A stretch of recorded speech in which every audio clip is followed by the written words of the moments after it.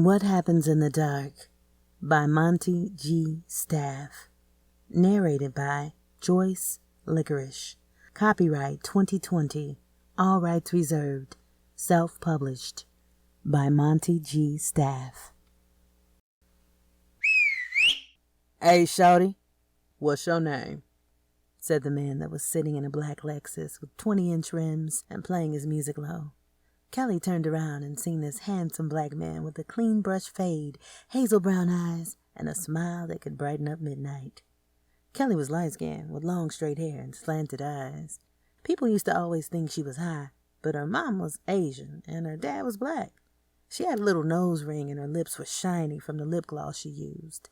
She was thick and had a body like a tennis player. She was only 21, but she carried herself like a grown woman. She yelled back, "Don't whistle at me, nigga. I'm not a fucking dog." She was walking down the street going to one of the live spots to eat in Chicago, Mr. G's. "Hey, Miss Kelly," a couple of kids from the neighborhood said softly. Kelly was well known around these parts. Every boy had it out for her since she was 18. Even the older men wanted in on the action. They were always looking at her with those reckless eyeballs. They were old enough to be her father. It was crazy. She lived around here all her life and never went out with anyone. She was still a virgin. "Can I have a number 2 with a large soda, please?" she said to the cashier. When she walked off, she left the scent of Chanel perfume in the air. As she was walking home, she saw the guy in the Lexus again. "Hi, my name is Brian." "Your mama never taught you how to speak to a lady?" she questioned as she kept walking. "I'm sorry, can we start over? My name is Brian." "My name is Kelly." "Nice to meet you," Brian said. "I'm not one of those little jump-offs, so don't get any weird ideas." "Nah, it's not like that. I just moved around here and I'm looking for someone to hang out with." "I don't hang out." "So what do you do?" said Brian. "Pretty much stay to myself and do online courses for college." "Smart girl. I like that." "I bet you do. Well, this is my apartment building," she said as she walked off and left him standing there. "So can I get a number?" "I don't do that either," she said, slamming the door behind her. Kelly is a nice girl, but sometimes she has to put on that Southside Chicago attitude to keep the wolves off. As she was eating on her Chicago dog and curly fries, she kept thinking about Brian. She wondered where he was from. At 3 a.m., she woke up from a wet dream. She never had one before. She jumped up and took a cold shower and then ate breakfast. Later that morning, she was acting really strange. Her mother and father asked her if she was okay. "Yeah, I'm good. I just have a lot on my mind." She was thinking about her and Brian making out in the back seat of his Lexus as she spaced off, letting her bowl of grits get cold. "Kelly!" She jumped when her mother was telling her to make sure to empty the dishwasher. Okay, Mom, okay." Kelly really never had friends, but she did have this one close friend named Shauna. Shauna was different, super dark skin with long hair. Well, I guess it was long. We never see her without weaving. She was loud and always talked like she had bubble gum in her mouth. Most people would call her ghetto. Shauna had an ass you could see from the front. She had 2 younger brothers that she would send her location to so they could rob her date when they were out to dinner and movies. She would always say, "Long as I'm a female, I'll never be broke." Kelly wasn't like that, but she fucked with her. "What's up, girl?" Shauna said, giving Kelly a big hug. "Tell me something new." "Speaking of new, there's a new guy just moved around here. Have you seen the black Lexus riding around lately?" "Bitch, who I look like, a traffic cop? I don't pay no attention to these motherfuckers' cars," Shauna responded. Kelly continued to tell her about the night before. She left out the dream she had, even though it was floating around in her head. "You sound like you got feelings for the new nigga in the hood. I told you somebody can get a little hot pussy," Kelly said. "Girl, bye." As they were getting into this old-ass Monte Carlo her dad left her before he died. It was rusty and loud as fuck, but it got us from A to B. We headed to the mall. She turned up the... "Nah, I can even hear what you say. I ain't finna do shit. Chapter 2. Brian was pretty laid back. He was never involved in gangs or selling drugs. He came from a decent family with both parents, but he was the only kid. He did everything right. His mom and dad taught him how to read and do math at the age of 4. He was always on the honor roll and even skipped a grade. The other kids always envied him. For his 18th birthday, his parents brought him a brand new car. It was a black Lexus with the ultra luxury package. Before even thinking twice, he yelled out, "That motherfucker is cold!" His mom smacked him upside the head for cursing. "Here's the keys, boy. Be careful. We love you." All through high school, the other boys his age were jealous. "Look at him. That motherfucking car is nicer than my father's car," said one of the 3 kids that rode mountain bikes to school. As he was getting out of the car, the girls were looking at him like a full-course meal and dessert. He was well known in school because he was on the basketball team and the honor roll. He was always clean. He didn't wear that Walmart shit. He had all the Air Jordan jumpsuits and every pair of Jordans. He even had the socks and the headband to match. He came to school every day looking like a fucking Air Jordan mannequin in the mall. He heard a kid muttering under his breath saying, "I wish my parents was like his." After graduation, his father surprised him with a set of rims for his car, 20-inch chrome assassins. "Thanks, Dad. I love you. I can't wait to put them on and ride up and down the block. I can see me now." "About that," his dad said, looking away. "Your mom just got a promotion and they want her to work at this new hospital, but we have to move to Chicago." Wait. When you guys gonna tell me this?" "We just found out today." "So when we gotta leave?" "As soon as possible." "I can't believe this shit," I was saying in my head. Even though I got to put my car on the highway, I was still mad I had to leave everything behind I've ever known. I should have gone to college, I kept mumbling. At the time, I didn't want to leave my friends behind. It looks like I'm doing that anyway. When we arrived in Chicago, I was looking up at the tall buildings thinking this might not be so bad. For a few months, they set us up in a hotel downtown off of Wacker Drive. Room service was bringing breakfast every morning. When I came back from my job, the room was cleaned up. They even brought clean towels 3 times a day. Okay, I could get used to this, I said as I fell back on the plush California king bed. When we finally got our house, it was a 3-bedroom. One for me, one for my parents, and the other room was made into an office. The neighborhood was loud and the streets were full of potholes, but that's nothing new to me coming from Detroit, Michigan. With all the moving going on, I never got a chance to put my rims on my car. I came across this black-owned business. It was a tire shop called Twinkie. I smiled and went over to make an appointment to get my rims on. "All right, you good to go? I balanced the tires and everything," the old man yelled. "Test drive around the block, see how you like it. Twinkie," he said. As I was riding around feeling myself, I spotted this female walking. Damn. I'm not even this type of dude, but I whistled at her. She looked at me, but she kept walking like she didn't see these big-ass rims. I went back to the shop, paid the man, and thanked him for his service. I'm a happy customer. As we crossed paths again, I jumped out of the car and headed in her direction. This was weird for me because I'm used to people always running up on me. As I approached her and told her my name, she responded with a spicy attitude. I like spicy food, and she was looking good enough to eat. She was saying something, but I was so mesmerized by her beauty, it sounded like she was talking underwater. Not knowing how to respond, I just said, "Can we start over?" as my hand extended out to her hand. As we walked and talked, she arrived at her destination. She turned around and her ass was nice. I mean, it wasn't too big and it wasn't too small. It was just right. Ah, shit. I left my car running damn near 2 blocks down, so I ran back to my vehicle. When I got home, my parents asked me, "Did you meet any new friends?" I responded, "Nah, not really," thinking about Kelly.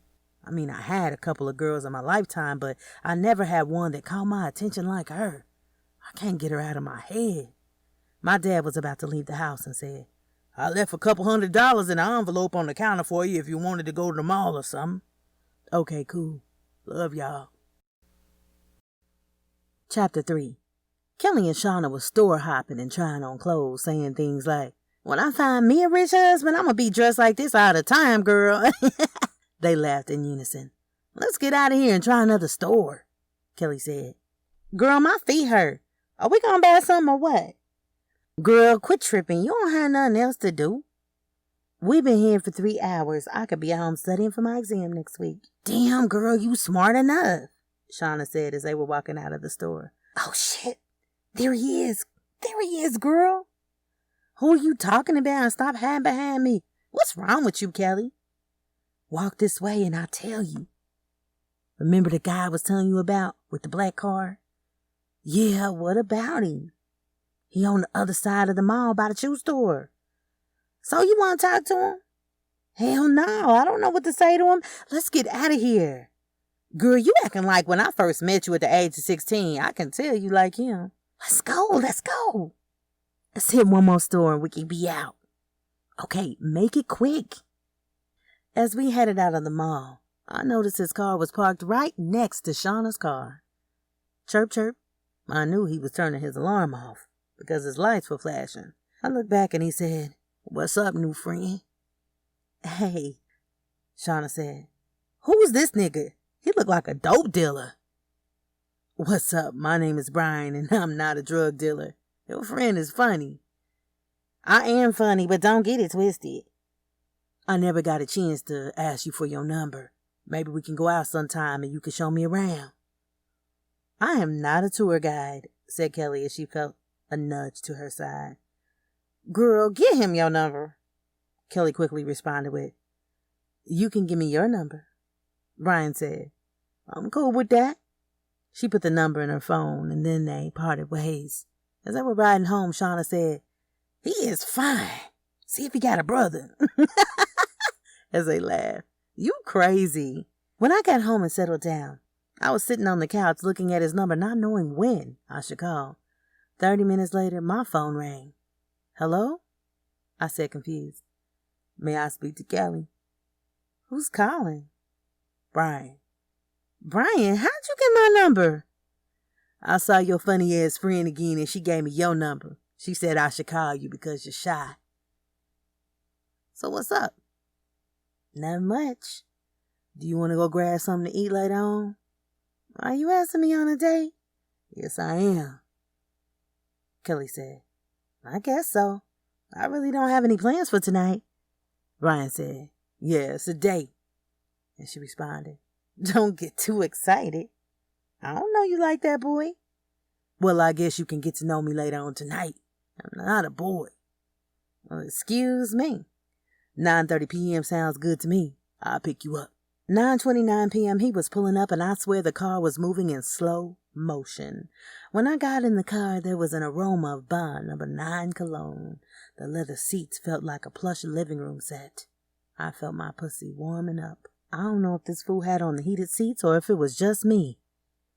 So, where are we going? It's a surprise. How you gonna surprise me when you just moved here and I stayed here all my life? It's nothing you can show me that I haven't seen already. He took me downtown to a restaurant that looked like only rich people belong there. I said, I have never been here before. As I was looking around, people were dressed to impress. I felt out of place because I had on tight jeans and it was showing my figure. I know my ass was looking right. I had on my red bottom knockoff shoes and a red shirt that showed my belly button. I felt so uncomfortable. As we were getting escorted to our table, Brian said, You look beautiful. And I smiled. At that moment, I noticed how these people were looking at me. So, what would you like to order? Brian asked. Do they have Chicago dogs and fries? Nah, he said as he chuckled. I don't think they have any fried food here. I looked back down at the menu. Well, I guess I will have some chicken Alfredo, Brian said. I'll have the firecracker salmon and a side salad. You want some wine with that? He asked me.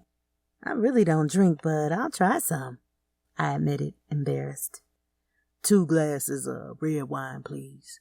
The waitress took our order and let us be. We sat and talked about school and our life goals. He was pretty cool. After we finished eating, he paid for the meal and left the waitress a $100 tip. I was thinking he must have got a lawsuit or he was trying to impress me. We rode around the south side laughing and talking. When I was with him, I felt like time stopped. Oh, shit, Kelly yelled out. It's almost 12 o'clock. You got a curfew? Brian asked. Nah, I just don't hang out this late. It's a lot of weird and dangerous people out here in Chicago. You want to go home? If you don't mind. Maybe I'll call you tomorrow. Maybe you better call me tomorrow, Kelly responded. As he pulled up to her house, she leaned over and gave him a kiss. What's that for? For being a cool guy, Brian was thinking. Out of all the girls I kissed, I never had a girl kiss me and my heart skipped a beat. Never believed in soulmates, but this might be the one. The next afternoon, Kelly called Brian. Didn't I tell you to call me? I was going to call, but I didn't want you to think I was stalking you. What if I like being stalked? Well, I'm outside behind your apartment building, Kelly said. Stop playing. Come outside. When Kelly came outside, she noticed Brian was in the back of the apartment building playing basketball with a couple of guys. He had his shirt off and his chest was bulging. He had a six-pack and a couple of tattoos with some Michael Jordan shorts on. I swear I can see his bulge.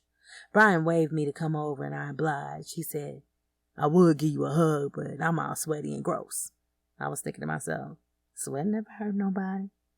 All the other guys on the basketball court were looking at us like, what the fuck? And my heart was beating so hard and I was short of breath. You would think I had asthma. He said, are you okay? You don't look too good. I said, you are fine. I am fine. Trying to get my thoughts together. Brian said, we're going to run one more game and then I'm going home to shower up and I'll call you.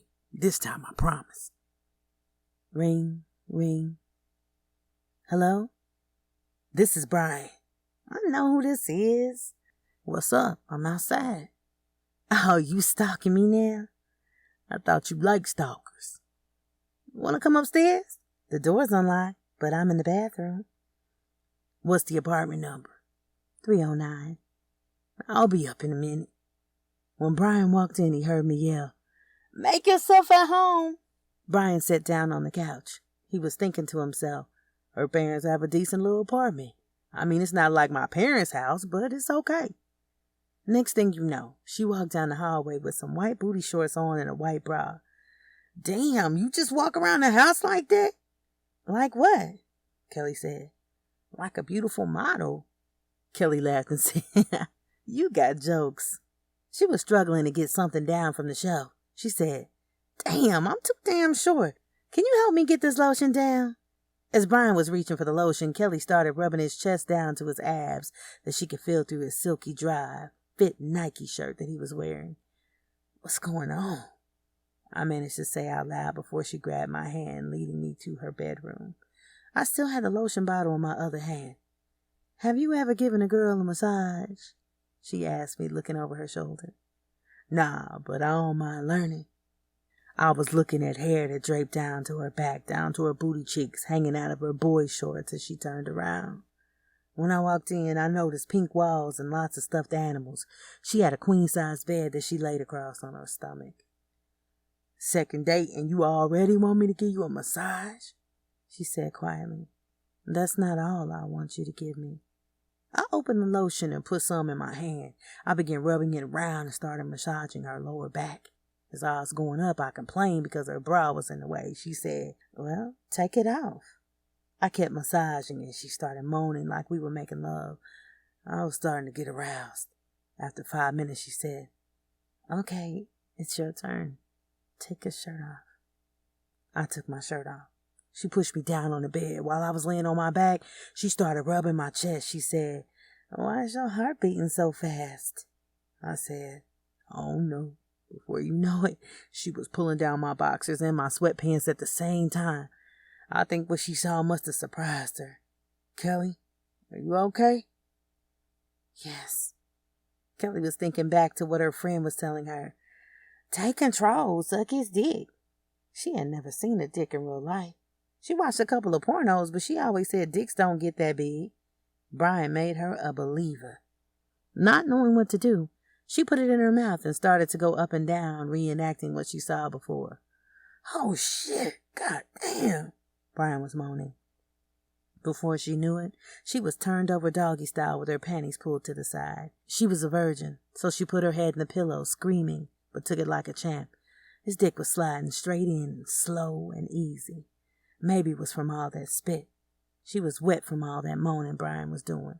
She couldn't believe it. It was hurting so good. Brian kept saying, "Do you want me to stop?" She said, "No." Her body started trembling. She thought she was having a heart attack, but she was having an orgasm. She never had one before. She was thinking, if this is what sex feels like, I can do this every day. Brian turned her over. He got on top, moving his lower body in a circular motion like he was digging for a lost treasure. She was scratching his back and biting on his shoulder. Before you know it, she felt something warm shooting inside her. She was thinking, what is that? Brian yelled out, "Oh, shit, baby, I'm coming." Not knowing what he was talking about, she said, "You can come anytime." He rolled over and passed out like he just got off a 9-to-5 job. When he rolled back over, he looked in her eyes and said, "I think I'm in love." Chapter 4. Kelly and Brian have been going out for a couple of months now. They even moved in together. They got a nice studio apartment that overlooks Lake Michigan, and they're both taking online classes at the local community college. They were both happy. Things couldn't get any better. One day, Kelly and her friend Shauna were hanging out. "Damn, Kelly, are you high? Your ass is eating everything," Kelly said. "Girl, you know I don't smoke." Shauna quietly said, "You might be pregnant." Kelly screamed out with a mouthful of food. "What the fuck did you say?" Shauna said, "Shit, I don't know. Your ass is getting fat. You eating like crazy. When was the last time you had your period?" Kelly yelled out, "Lying bitch, I'm on my period now." But she was looking confused. Shauna said, "Lies." As Kelly was walking off, she held her arm out. "Hold on, you're scaring me. So if I miss my period, does that mean I'm pregnant?" Shauna said, "Girl, y'all don't use condoms?" "Yeah, we do, but it's not the same." "Well, life ain't gonna be the same if your ass has a baby." She chuckled. "Don't say that, Shauna." When Kelly got home, she sat on the couch in deep thought while eating pickles and peanut butter. Brian came in the door yelling. He sounded like we were a married couple. "Honey, I'm home." He saw the look on Kelly's face as he was tossing his Jordan gym bag on the white carpet floor. "Baby, you good?" Kelly almost sounded like she was crying as she said, "We need to talk." Brian jokingly said, "Someone died, something?" "No, I'm pregnant." Brian was looking at her in disbelief and blurted out, "Are you going to keep it?" Kelly yelled back, "I'm not a fucking murderer." Brian walked over to her and gave her a tight hug and said, "Baby, we are going to be okay." Kelly was sobbing into his chest thinking, "I hope so." A couple of months went past, and they decided to move into a house. They found a 2-bedroom. It was small, but looked like a little family belonged there. "Kelly, do you like it?" said Brian. "It's beautiful." "Well, I'm glad you like it, because it's yours." The rent was $700 a month. Brian planned on using his $1,500 monthly allowance that he still gets from his parents to pay the rent. Brian's parents were happy to hear the good news. Brian never had any siblings growing up, so they were excited to be grandparents. They spoiled the baby before they even knew what the gender was. They bought clothes, a new bedroom set for the baby, soap, lotion, etc. Kelly's parents, on the other hand, were upset because they wanted her to do something better in her life before she became a mother. They said that they understood as they were once young parents themselves. They said that they would give me all the love and support that they can. Kelly was kind of relieved, but she kept thinking about this big-ass baby coming out of her pussy. Oh, how time flies. 7 months later, she was having a baby boy. He weighed 8 pounds and 4 ounces and was light-skinned with curly hair. One look at him, and the doctor said, "He's going to be a basketball player." We all smiled and looked at Brian.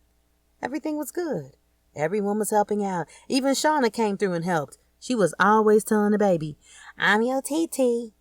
I was so happy that the birth was over, and now I can enjoy my new life with my new family.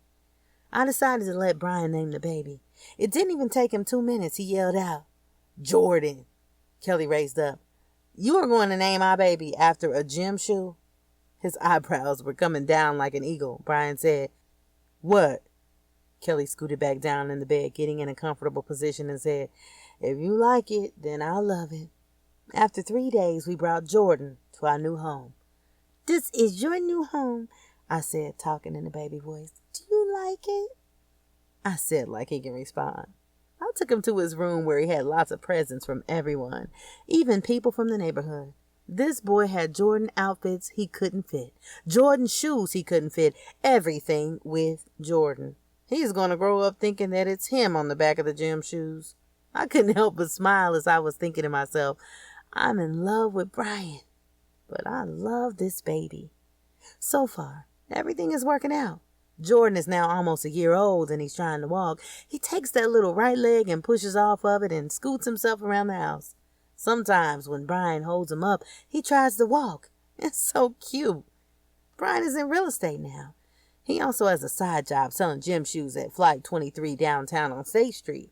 I finished my college classes and graduated. I can see being a parent is not that bad. I'm living my dream. And all of a sudden I get an unknown phone call. Hello? Yeah, bitch, I'm fucking your man. You think shit's sweet, you little Asian Pocahontas looking ass bitch. What the fuck? Who is this? Ask your nigga. Click.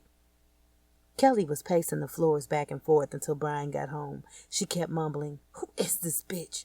Who was that bitch? As she heard Brian's key trying to unlock the door, she rushed to the living room couch and tried to play it off like she was watching TV. Before the door opened 3 inches, she jumped up, rushing him. She was punching, kicking, and scratching as she was yelling, Who is the bitch that called my phone? Wait, what bitch you talking about? Said Brian, looking confused. Some bitch called my phone talking about... She started as she was interrupted by Brian saying, Baby, that might be somebody mad because I ain't give them a play on the new joints that just came out. She said I'm fucking your man. She didn't say anything about no fucking shoes. Baby, let me jump in the shower and we can talk about this in a minute. Okay, motherfucker. Brian was getting his clothes ready to get in the shower. He started running the water while also texting his side chick. Stop playing for you fuck up my family.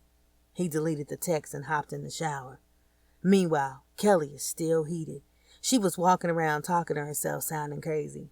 All of a sudden, she heard the water cut off and she was ready to go the fuck off again. The bathroom door swung open and Brian was standing there. He was dripping wet and asshole naked. She looked him up and down.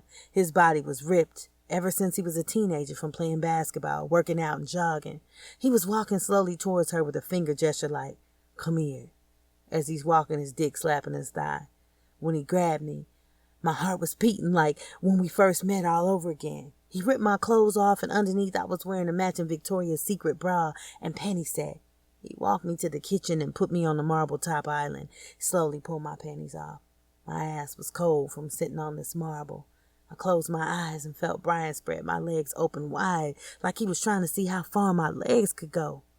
I felt his wet tongue between the lips of my pussy. Right there, on top, lick my pearl tongue. I didn't have a pillow to cover my face and try to smother the sounds I was making. Baby, hold on. Baby, hold on, I said as I was holding his head, pushing it down more. Then, all of a sudden, he turned me over and my legs were hanging down while my body was still on the counter. He started to kiss my booty cheeks and smacking my ass.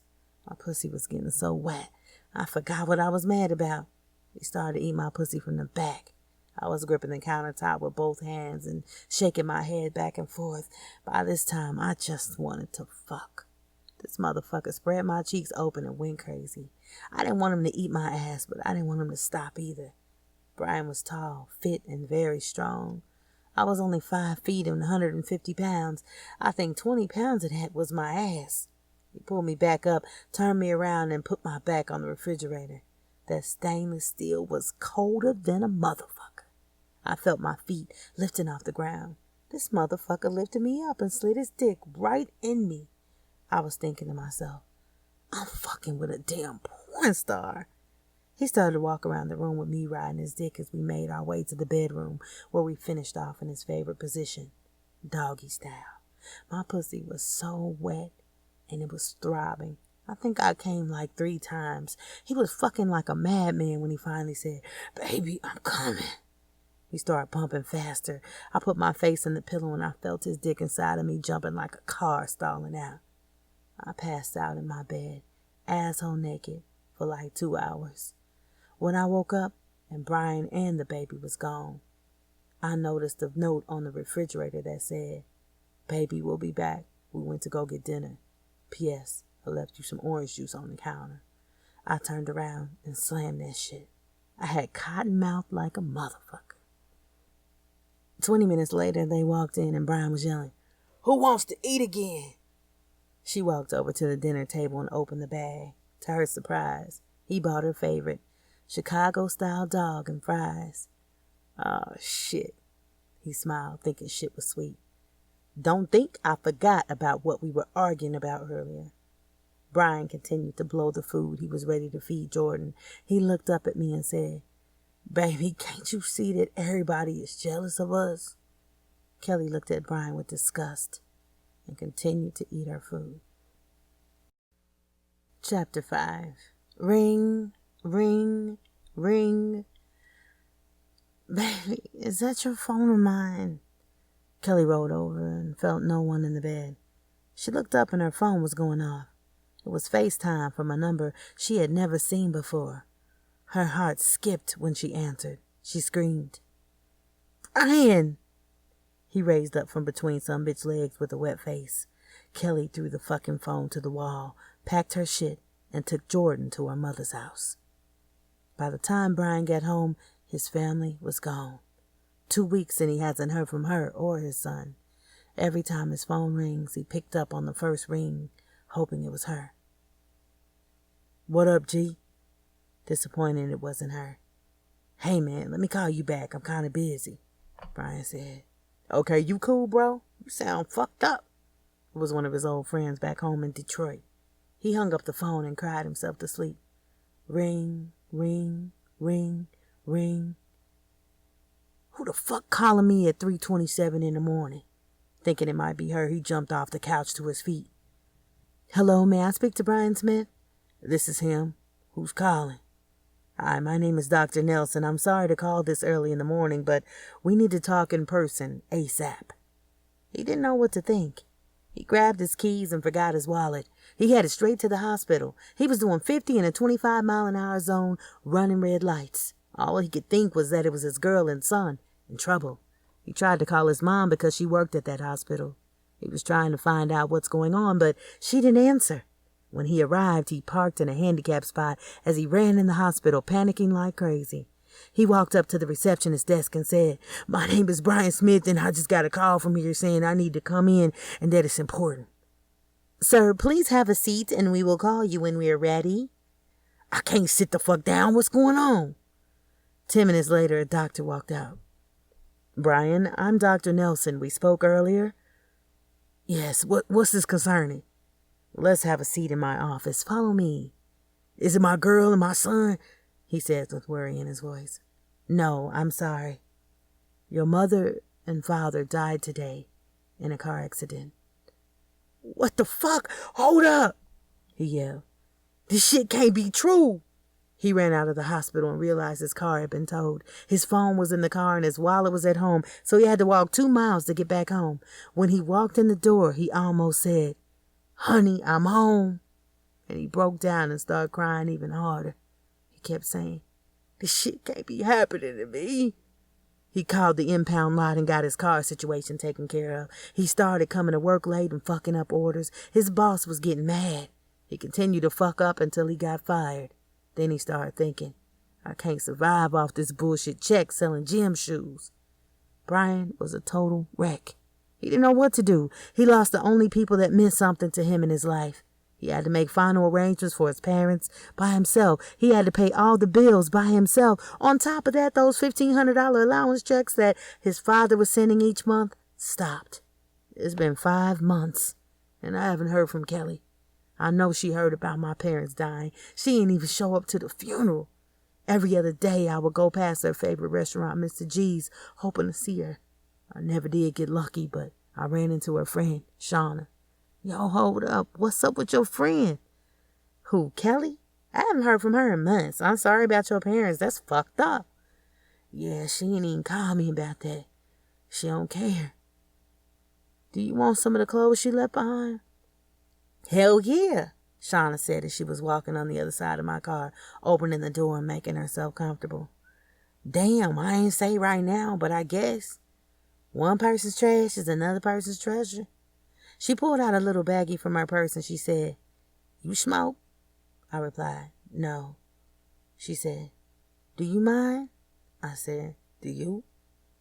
I watched her from the corner of my eye, licking the Swisher Sweet. Soon as she opened the bag, I could smell the weed. I said, "You fuck with that loud." She said, "The best on the south side." She blazed that shit up, and I swear I instantly got in contact. By the time we pulled up to my house, I was fucked up. I parked and went up to my door. I opened it up and ran straight to the refrigerator for some water. I felt like I was overheating. Shauna said, "Are you okay? The smoke didn't fuck with you, did it?" Trying to keep my cool, I managed to say, "Nah, I'm good." Shauna walked to the bedroom like this was her house. She said, "Okay, where this shit you was talking about?" I told her to look around. I needed to sit here and relax for a minute. I'm not feeling good, come to think about it. I passed out. Shauna dropped her location to her brothers and sent a text saying, "This motherfucker has more Jordans than I ever seen in life." Her brothers text back, "Say less." When her brothers arrived, they cleaned out damn near the whole house. When Brian woke up, he was getting some sloppy toppy. Shauna was deep-throating the dick like she was trying to prove something. Brian was still woozy. He was trying to say stop under his breath, but he ain't had no head in weeks, so he just laid back and enjoyed it. Once he got the strength, he picked her up and turned her around. She said, "Hold up here," and handed him a condom to put on as she was undressing. He finished putting the condom on, then started fucking her like crazy. He was thinking, she's enjoying this shit. She was thinking, this why Curly was crazy about this nigga. Oh, shit. He was fucking her for like 20 minutes and getting frustrated. He couldn't get off. So he started taking his dick all the way out of her pussy, then sliding it back in slowly till she started creaming everywhere. The nut was running down her leg and dripping off his nuts. He said, "Fuck it," took the condom off and slid it back in. She arched her back up, and before you know it, he passed back out. When he woke up from his power nap, he went to the bathroom to take a piss. While he was washing his hands, he looked in the mirror and said, "I was better off fucking Kelly's friend." He started walking out of the bathroom as he said, "Hey, you want to get something to eat?" His words trailed off as he noticed that his whole fucking house was ran through, and she was gone. Ain't this about a bitch? He couldn't take it anymore. He sold whatever he could so that he could get gas money and went back home to Detroit. Chapter 6. "Hey, Kelly," she heard a familiar female voice. It was Shauna. "What's up, girl? Long time no see. Where you been, Miss Missing in Action?" "What's up, girl? Long time no see. Where you been, Miss Missing in Action?" "Girl, I had to move the fuck around. That nigga was driving me crazy." "Yeah, I heard about your little situation. So where are you now?" "Girl, moved to Minnesota." "Damn, is it black people in Minnesota?" Shauna said. "Girl, stop playing. There are niggas everywhere." "Did you know your boy moved back to Detroit?" "Yeah, fuck that nigga. Jordan and I are good." Shauna was thinking, I already did. She said, "Well, since you moving on, see if your parents can watch Jordan. We can hang out later on tonight and catch up." "Okay, cool. Bet." When she pulled up around 10 o'clock bumping her loud music, I was like, "Girl, turn that shit down." I opened up her raggedy-ass door and got in the car. The door made a loud noise as I was shutting it. "You sure I'm not gonna fall out?" Shauna said. "Don't be talking about my daddy car." As she pulled off, she said, "Put your seatbelt on." As she gave it a little bit more gas, Kelly asked, "Where are we going?" Shauna couldn't hear because the music was blasting, and the windows were down while we were swerving through traffic on the Dan Ryan Expressway. Kelly asked again, "Where are we going?" Shauna said, "It's a surprise." Kelly responded back, "The last surprise I got was a fucking baby." They both laughed. "This our exit." She made a sharp right and pulled into this parking lot of this purple building. It looked like a hole-in-the-wall club to me. Shauna said, "You ever heard of people selling freedom?" Kelly said, "Nah." "Well, tonight, we gonna be free." As we was walking in, I saw a lot of females, and I heard loud music from the parking lot. When we walked in, all I saw was butt-naked niggas on the stage and females throwing money at them and waving their hands like they're about to pass out. What the fuck, Shauna? What are we doing here? Hey, bartender, can you give me a couple of shots of Hennessy? Kelly said. Girl, I don't drink. You gonna drink tonight? It's my friend's birthday, she told the bartender. Shauna looked around. Who do you like? I was nervous to even look at them because the only man I ever saw naked was Brian. Girl, look up and stop trying to be shy, Shauna said. I looked around and I saw this light-skinned brother with a body like a supermodel. I turned to Shauna and said, he's cute. The 2 Hennessy shot glasses slammed on the table. Shauna said, okay, it's time to be a big girl. Don't think, just drink. With that, she took her shot glass and threw it back in her mouth like a pro, and I followed suit. God damn, this shit burning in my chest, Kelly said. I know, the first shot, always the nurse shot. Bartender, let us get another one. Shauna, what the fuck you trying to do? Kill me? One more and we gonna hit the ladies' room. The ladies' room? For what? You ask too many questions, Kelly. Are you 12? Police? Kelly said. Stop playing with me. Shauna threw another shot back and said, does it look like I'm playing? I took my shot even though my chest was still burning from the first one. Ooh, wee! Fuck! Kelly downed it and that shit came back up. This is worse than the first one. You said the second one wasn't that bad, Shauna. I know, everybody say that. Let's go. When we walked in, Shauna poured out half a blunt of weed. I said, I don't smoke. You don't have to smoke all of it. Just hit it 2 times. What the fuck? Yeah, this that good shit, Shauna said, taking the blunt out of my hand. She hit it 2 times and passed it back. Shit. I can't breathe. Don't give me that shit again. Just one more time, Kelly. Stop being a fucking crybaby. The second time wasn't that bad. I wish I could say that about the liquor. As we walked out of the bathroom, I looked around again. This male strip club was starting to look like a fun store. We sat back down at our table, and then Shauna raised her hand, waving at the guy I said was cute. Shauna, what the fuck are you doing? Kelly, relax. He walked over with a smile, making his chest jump. Shauna, with a big-ass smile on her face, said, what's your name, sexy? Zoe. Shauna sat back and said, what did your mom name you? Lorenzo Johnson. Well, Mr. Johnson, today is my girlfriend's birthday. Kelly was smiling in agreement and thinking, who was her girlfriend? I guess that weed and Hennessy was kicking in. Shauna said, I got $100. Why don't you take her to the VIP and give her a special? He grabbed Kelly's hand and was walking her to the back. She was looking over her shoulder at her friend like, help me, in slow motion. Why? Shauna was throwing up the peace sign. As she went into the room, all she saw were neon lights and leather chairs. Everything else was blank. Brian didn't like it in Detroit anymore, so he decided to come back to Chicago and move in with his side chick, Kiki. She lived on 43rd Street, in the project building where it always goes down. Drug dealing, shooting, and racist police were normal.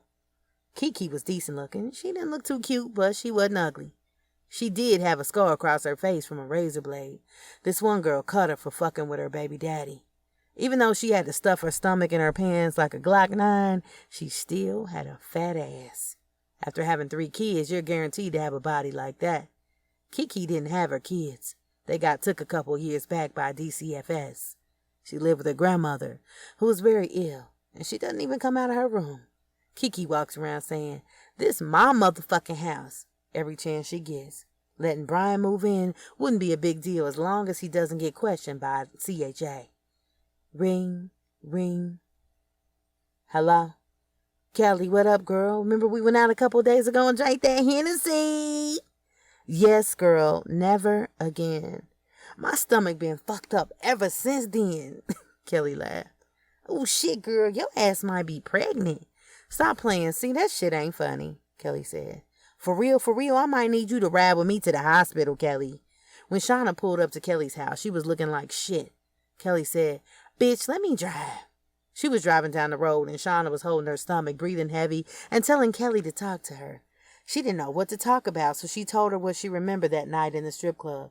See, I told you we shouldn't drink no shots of Hennessy. Can you set me up with that guy that took me in the back room? Shauna was moaning. What happened? Girl, he set me down and I was high as fuck. He was dancing and I started to feel what I was feeling. They both started laughing. What else? When the second song came on, the drawers came out. Shauna looked over her and said, Wait, what? Yes, when I saw his shit, I was like, now I see why people measure dicks. It wasn't as big as Brian's dick was, but I still sucked it. You did what? Girl, I haven't been around a man's body in months, and before that, it wasn't even on my mind. I guess all the drugs in my system had me relaxed. I didn't know what to do. He was so turned on, I even let him fuck me from the back while I was thinking about Brian. Say what? Now your ass might be pregnant. You had a condom, right? They both agreed to go in and get checked out. It turns out they were both pregnant. Hell nah. Shauna, who the fuck you pregnant by? Kelly said. I don't know, she said, looking clueless and puzzled as she stared at the floor. Girl, drop me off. I gotta go get my baby from my parents' house. Can you drive, Kelly? I feel sick to my stomach. Who you telling? Kelly said in a depressed voice. When they pulled up at Kelly's house, they both got out of the car to change seats and give each other a hug. Shauna asked, Are you going to keep it? Kelly jumped back and said, I'm not going to kill my baby if that's what you asking me. Walking up to the house, Kelly yelled, I hope that's not your fucking plan.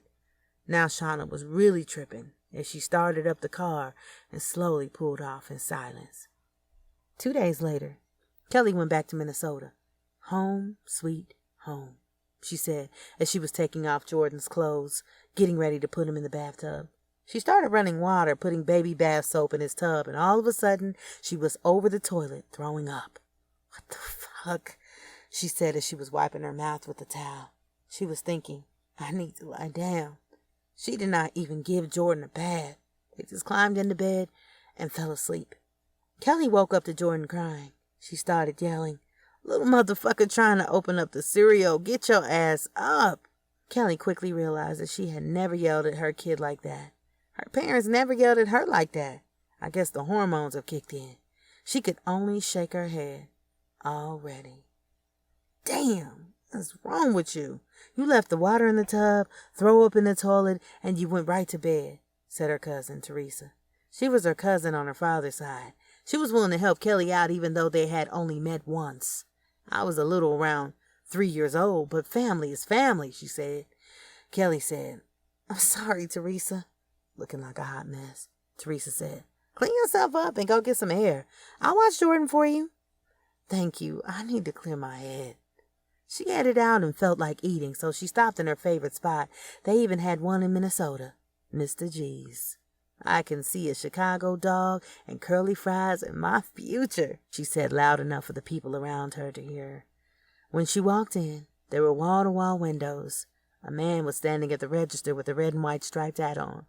Hello, may I take your order? Yes, can I have a number 2, please? He responded. That's a Chicago dog and curly fries, correct? Kelly nodded her head up and down. Correct. Have a seat anywhere. We'll bring your order out. Your number is 23. Of course. 23.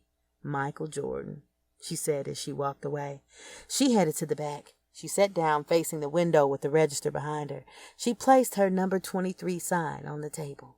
She was looking at all the cars going down Lake Street, wishing she could have her own shit. She looked to the right and noticed an all-white Mercedes E-Class. I really didn't know too much about cars, but I remember Shauna always talks about this particular car. It does look nice, though. The windows were tinted black. I couldn't even see if someone was in there. I jumped. Oh, shit. Sorry, miss, here's your food, the young man said while grabbing the number 23 sign off the table. This motherfucker looks good. Kelly stuffed the hot dog in her mouth, chewing like she hadn't eaten in weeks. After 5 seconds, she was going for another bite while taking small sips of the Pepsi with a handful of curly fries, waiting for clearance from the straw. In goes the curly fries. Kelly closed her eyes and shook her head and reminisced about the old days in Chicago. If that doesn't taste like the crib. Her head was laying back in the chair and her mouth was still chewing. She started thinking it's too early in the game for me to be eating for 2 already. I'm only a week pregnant. She finished her food and went to throw her tray away. She headed to the bathroom to freshen up, and she was on her way out the door when she heard, "Hey, little mama." She was thinking to herself, I am not falling for that shit again. She still looked from the corner of her eye and seen the voice was coming from the white car she was looking at earlier. Then I heard Shauna's voice in my head. As long as I'm a female, I'm gonna always get money. It was nothing like her. Shit, she fucks people, gets them robbed, and keeps it moving. I need someone to take care of me, and he looks like a victim. Fat motherfucker in a nice car. He looks like a major dope dealer. I dropped my soda I had just filled up before I left the restaurant, and when I jumped back, I made sure my titties were shaking. Damn, baby girl. You know I can get you another soda, right? I looked over at him and said, Is that right? He said, I don't want to take up your time, but can we talk for a minute? I said, Sure. And started walking over toward him. I caught myself thinking like my friend Shauna. Look at the Rolex watch. Clothes fit well, but not too flashy. Then I noticed he had a mouthful of gold. I'm talking about all 32 of his fucking teeth was shining. Fat motherfucker didn't even get out of the car. He had me leaning over like I was a fucking hooker. But I played the game because I was in a fucked up situation. I didn't want to come off like a prostitute and say, Hey, baby. I noticed as I got closer that he had a little gray in his beard. You know, that little salt and pepper look. So I said, Hello, sir. He said, Damn, I'm not that old. As he laughed and smiled, showing his teeth. I'm sorry, what should I call you? My name is Fats, baby. Fat baby? Kelly said. Fuck no, shorty. Fats. Kelly said, Oh, I'm sorry, Fats. My name is Kelly. I know who you are. From Chicago. You used to come to my store back in the day.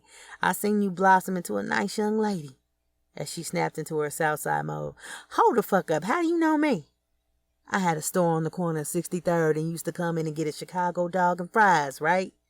Right, that's what I had in there, pointing toward the restaurant. I know. I saw you through the window. You was eating a hot dog like you ain't eaten in years.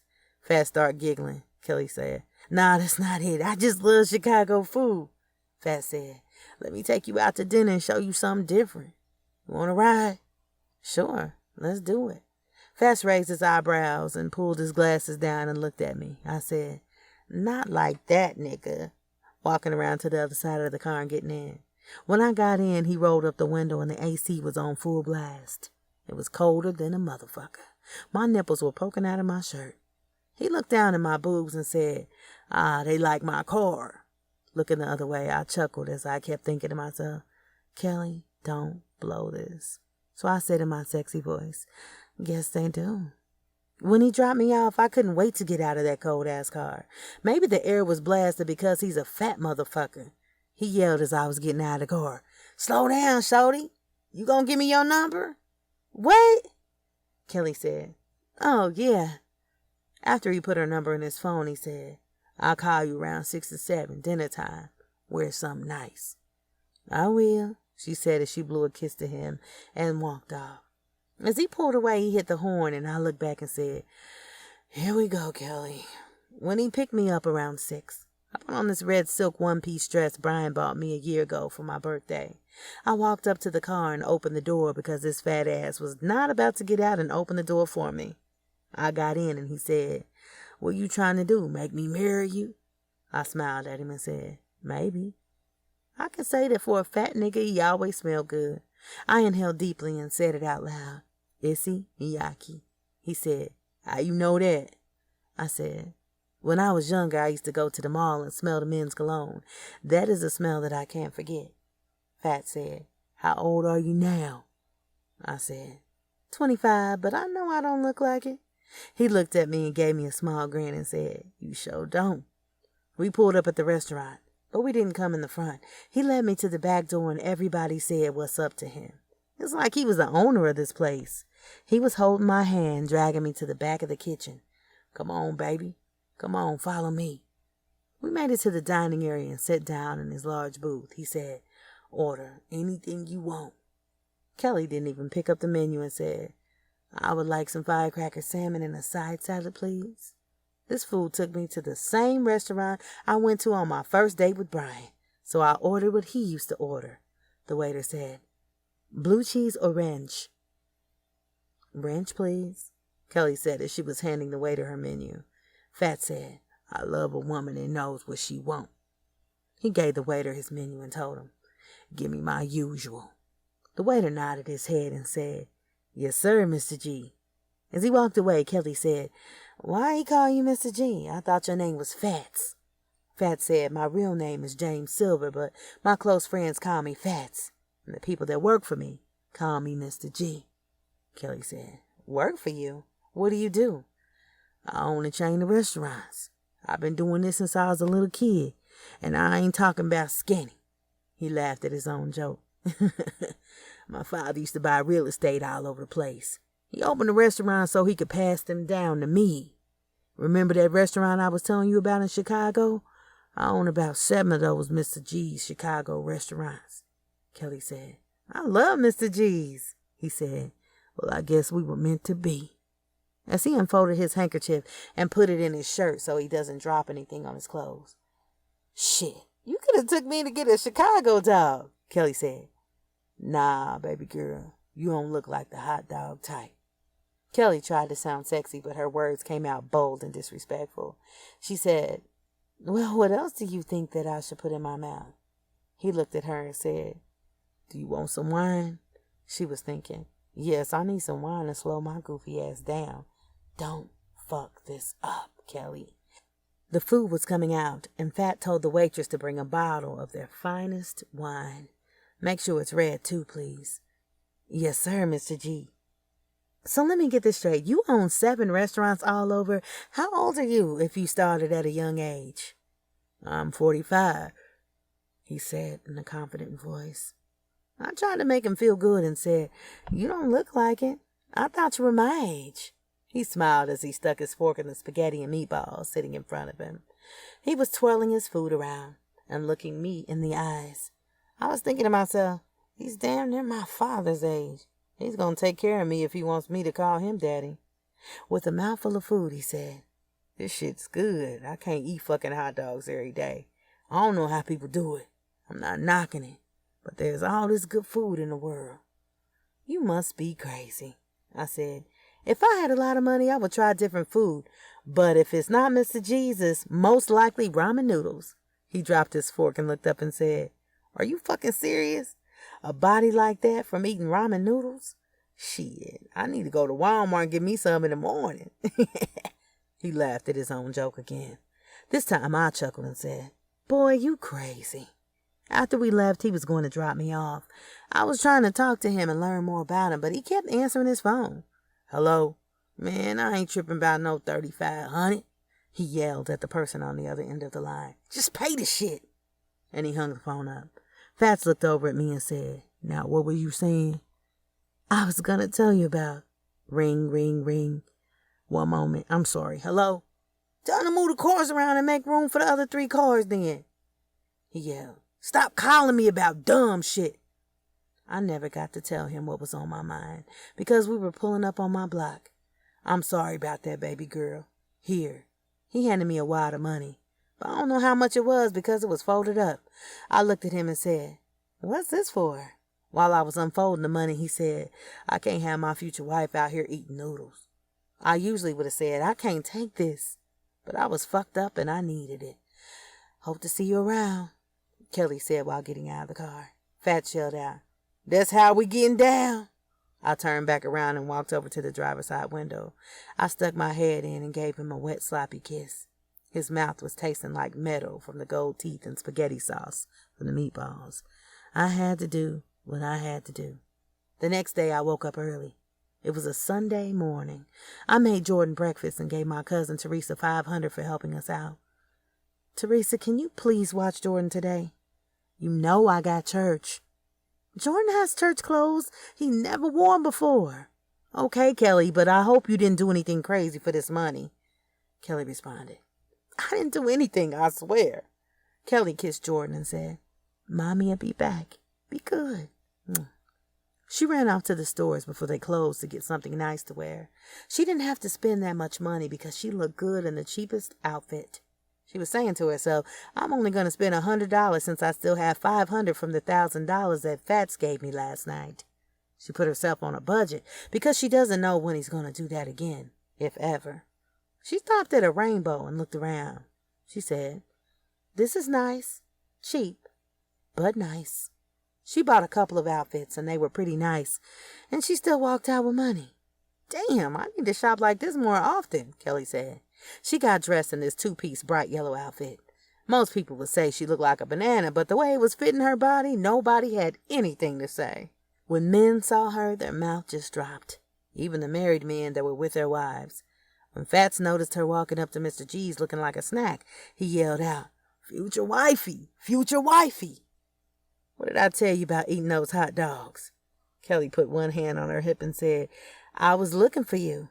Fats said, looking like that, jump in and you can ride with me for the rest of the day. Shit, yellow's my favorite color. She jumped in and made herself comfortable. Here we go again, this fucking cold air. My nipples are poking out and Fats said to me, they love this car, looking down at my titties. As he was riding around the town, everyone on the block knew him. He kept stopping and people were running up giving him brown paper bags full of money. Baby, count this. Every bag he handed me had at least $5,000 in it, if not more. I said, you're not making all this money off hot dogs and chicken strips. I know, he said as he was laughing. Chicken ain't the only bird getting sold around here. I knew exactly what he was saying, but I still said, I don't get it. What you talking about? He looked over with his right hand, grabbing my left hand, and he said, baby, don't worry about it. Stick around me and you'll be good for life. When I heard him say that, I thought about Shauna. Jackpot. I got me one, and I'm going to keep her. Ring, ring, ring. Hello? Fat said. Just do what I told you to do, he said, hanging up the phone. He turned and looked at me and said, you know I'm a very busy man, so if you want to roll with me, you got to be solid, and you can't be tripping like these other bitches. Excuse me, like these other females that think I'm going to sit up and watch Netflix all day. It's money out there, and I'm not turning that shit down for no one. I feel you, Kelly said. Fats pulled off and made a couple of turns down the block before he stopped again and picked up another bag of money. This nigga had me riding around with him with about 50 G's in cash on us. I can't believe this shit. Ring, ring, ring. Yo, Fats answered. I know, I'll pay him tomorrow, he said and hung up the phone. Baby girl, Fats said. One thing about me, I don't owe a motherfucker shit. I might pay someone and hold the money for a couple days, but I don't owe anyone shit. Kelly leaned over and kissed him on the lips and said, okay, baby, you the boss, huh? He turned up the music. He was playing some old school shit I never heard of. He said, Rick Ross don't have shit on me, as he slowly pulled off. The sun was going down, and I was getting tired. Just as I was about to ask him to drop me off, we got pulled over by the cops. I had all this fucking money in my possession. I was scared than a motherfucker. Knock, knock, knock. The police tapped on the window. Fats rolled it down without a care in the world. This motherfucker wasn't even wearing a seatbelt. Officer said, how you doing tonight, Mr. G? When I heard him say that, I just knew we were good. Baby, reach in the glove compartment, give me that white envelope. Here you go. I gave it to Fats, and with his right hand, he gave it to the cop. He put it in his shirt that was unbuttoned in the middle so the envelope would fit, and he said, thank you. Have a nice night. Take care. And we were free. Baby, that was crazy, Fats said. You want to see crazy? Let me show you where I live. We drove about 20 miles out, I think. I don't know because I kept dozing off in the car. Maybe I was tired from counting all that fucking money. I was woken up by a voice. Baby, wake up. Baby, wake up. We here. We pulled up to this big-ass gate with lions on both sides. It took us about 3 minutes to go down the driveway. I said to Fats, what is this? He looked at me and said, this is home, baby. When we pulled up, we got out of the car and walked inside. Everything was white. White furniture, white floors, white ceiling fans. I was looking around and, should I take my shoes off? If you want to feel what these marble floors feel like, this motherfucker is loaded. I had to do something quick and take control. With both hands on my face, I squatted down and said, "That is a swimming pool. I love swimming." He said, "You want to swim? Go right ahead." I surprised him and got asshole naked right there. I ran out to the pool and jumped straight in. He said, "Oh, shit, baby, that's what I'm talking about." After 10 minutes, he came out in a robe with a shot of scotch and a cigar. The cigar was not lit. He said to me, "I don't smoke. I just like the way the butt tastes." As he lay back in his chair by the pool with a cigar in his mouth, I walked over to put a towel over his face. He tried to jump up. I told him, "Baby, relax. I have a surprise for you." He was laying back and I untied his robe. He was naked. I looked down and his dick was looking like it was taking a nap and didn't want to be bothered. I kissed all over his body and was slowly going down. His dick started slowly rising up. Then I heard him say, "I'm not a shower, I'm a grower." When I looked back down, his dick was standing at attention. It didn't look like the dick I'm used to seeing, Kelly was thinking. But here goes nothing. She was trying to put it in her mouth. She was thinking, "This motherfucker is not big, but it's fatter than a motherfucker." She looked around it and on the tip. His fat ass was moaning like a bitch. She jumped on top and was riding his dick, moving side to side with her hips slipping in and out, in and out. This fat motherfucker busted a nut in less than 5 minutes. I got up and jumped back into the pool. He said, "Baby, I ain't hurt you, did I?" My pussy was kind of stretched out, but I was okay. "No, baby, I needed that," said Kelly. Fat said, "You keep this up, you gonna be living like this." As he was getting up and tying his robe, he walked back to the house because his phone was ringing. Kelly heard him say, Okay, here I come. Baby, you want to roll with me or you want to stay here?" I did want to stay here, but instead I said, "Give me a minute, let me get dressed." After he made his round, I asked him to drop me off. He said, "At your house or our house?" I didn't know how to answer that. "Boy, stop playing. I had something to do." Fats dropped her off, and the next day he pulled up honking the horn. They were together every day after that. About a month goes by, and she called him saying, "I think I'm pregnant because I woke up last night throwing up all kinds of shit." Fats said, "It's all good, baby. I already had 3 daughters, so taking care of kids is nothing to me." Kelly was thinking, this nigga got 3 daughters? Where the fuck are they? How old are they? "Baby, I was scared to tell you. I thought you were gonna snap." "You don't have to be scared to tell me anything." "So, while we on the subject, I have a 3-year-old son also," Kelly said. Fats didn't say anything on the phone for a couple of seconds. Kelly said, Hello, Fats? Are you still there?" "Yeah, baby girl, I was just thinking. Fine-ass girl like you, somebody got you pregnant and then just left?" "Nah, I left him. It's a long story, but that's my past now," Fat said. "You know what? Pack your shit up tonight. I'm coming to get you and your son. Tomorrow morning, I have somebody pick you up in the truck." Kelly said, "Don't threaten me with a good time." "I'm serious. Just don't fake me out," he said as he was hanging up the phone. Chapter 7. Kelly woke up to a loud beeping noise. She looked out the window, and it was a U-Haul truck sitting outside the house at 7:30 in the morning. She was thinking to herself, this motherfucker is dead serious. My cousin woke up because she heard me packing up. The U-Haul box tape was louder than the motherfucker in the house. "Kelly, what are you doing?" "Cuz, thank you for everything you've done for me and my baby, but we moving." "Moving when?" "Now," Kelly said as she was ripping the tape back, packing up another box. "Wow," Teresa said. "Yesterday you gave me $500 and today you're moving out? What about Jordan? He's coming with me." "I'm never going to leave my baby," I said as I packed the final box. "We went and told the movers to come and get this shit." Fats told them, "Don't have my baby girl lifting a damn thing. She pregnant with my baby." After the movers loaded up everything, he said, "Mr. G gonna send a car for you and the kids." After 20 minutes, the 2 cars pulled up. One was a Porsche SUV, and the other one was a Tesla SUV. They were both all white. 2 guys jumped out and stood on the side of the car he was driving. My phone started ringing. "Hello?" "What's up, baby? Which car do you like?" Fats was saying on the phone. The Porsche's nice, but I never drove a Tesla before. Take the Tesla. The GPS is already programmed to our house. Just push the home button and it'll bring you home. The man gave me the keys to the car, and Fat said the other car will be in the garage waiting for you whenever you want to drive it. They're both yours. I damn near passed out. I mean, Brian used to spoil me, but not like this. As I pushed the button to open up the back door, it raised up like a butterfly. I was in awe as the door rose all the way up. I noticed there was a baby seat in the back. Jordan and I were packed up and ready to go. I got in the car and pressed the home button. The car said, "Automatic driving. Sit back and enjoy the ride." This motherfucking car was driving by itself. When we pulled up to the front gate, I called Fats and said, "What's the code to get in?"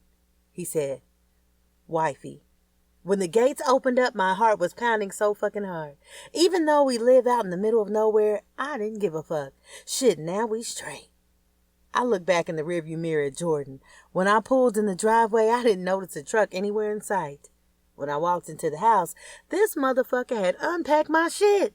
It looked like I lived here already. My stuff was already put away and everything was nice and neat. I didn't notice the first time I was here, but he has 10 bedrooms and 8 bathrooms. I can't believe he's the only one that lives in this house. I walked into the master bedroom that was right off the swimming pool. My panties, bra, and socks were in the dresser drawer. My clothes were hanging up neatly in the closet on one side, and his clothes were on the other side. All of a sudden, I hear the door open and slam. "Hey, baby, how you like this so far?" Fats was walking in the room with his hand out. "What's up, little man?" Jordan shook his hand like a grown-up. Okay, you got a little grip on you, I see you." Fats walked around in a circle with his arms out saying, "This is home sweet home. What's mine is yours. Hey, Jordan, come with me."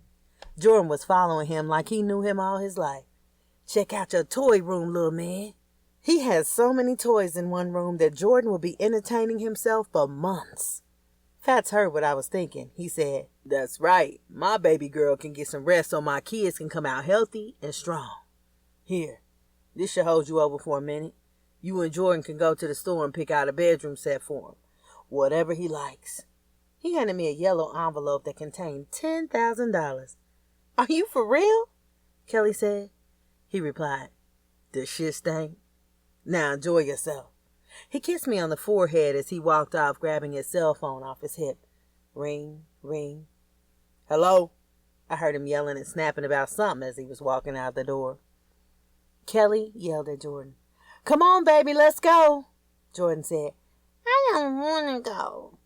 Clear than a motherfucker. He always says little things around the house like mama, TT, milk. But this surprised me. Not thinking twice, I snatched him up and said, "We will be back, I promise." After a couple of months, Jordan and I stayed in the house because Minnesota gets real cold. No more swimming for us, but me and Jordan got to spend a lot of time with each other, and I'm cool with that. Fats was always out making his rounds. He always says, "Snow don't stop me. The snow made me rich." One day, Jordan and I were playing, running around the house, and my water broke. Oh my God, where's my phone? I called Fats and told him what was going on. He said, "I'm sending somebody to get you." As soon as he hung up the phone, someone was ringing the doorbell. I walked over to the door and slowly opened it. This motherfucker sent a helicopter to get me and Jordan to go to the hospital. When I got there, he was already there, telling me that everything was going to be okay. He said, "I'll take a little man with me." I delivered the baby that night. We were all so happy. Fats was super happy because it was a boy. He said, "I always wanted a boy." The doctor asked Fats to step outside and talk. He was telling him, "Your son's gonna need some special attention." He said, "Whatever, Doc. Now can I get back in there to hold my son?" "Go right ahead." Kelly asked Fats, "What do you want to name him?" Fats said, "James Jr." He wrote his name down and Fats signed the birth certificate. Fats was spending time with his son every day. He even stopped answering his phone so much. He didn't ever stop going out. He was determined to get his son right. James Jr. was diagnosed with autism. As James Jr. was getting older, he used to tell his dad, "I can't do that." Fats would yell and say, "Don't you ever say what you can't do." By the time Junior was 5, Fats had him on the treadmill. He also had him lifting weights, and before you knew it, he was doing everything Jordan was doing, and Jordan was 8 years old. We were so happy. I have to admit I was sexually frustrated a little bit because Fats didn't like to fuck every day. He would eat my pussy every night before bed, and this fat motherfucker could eat.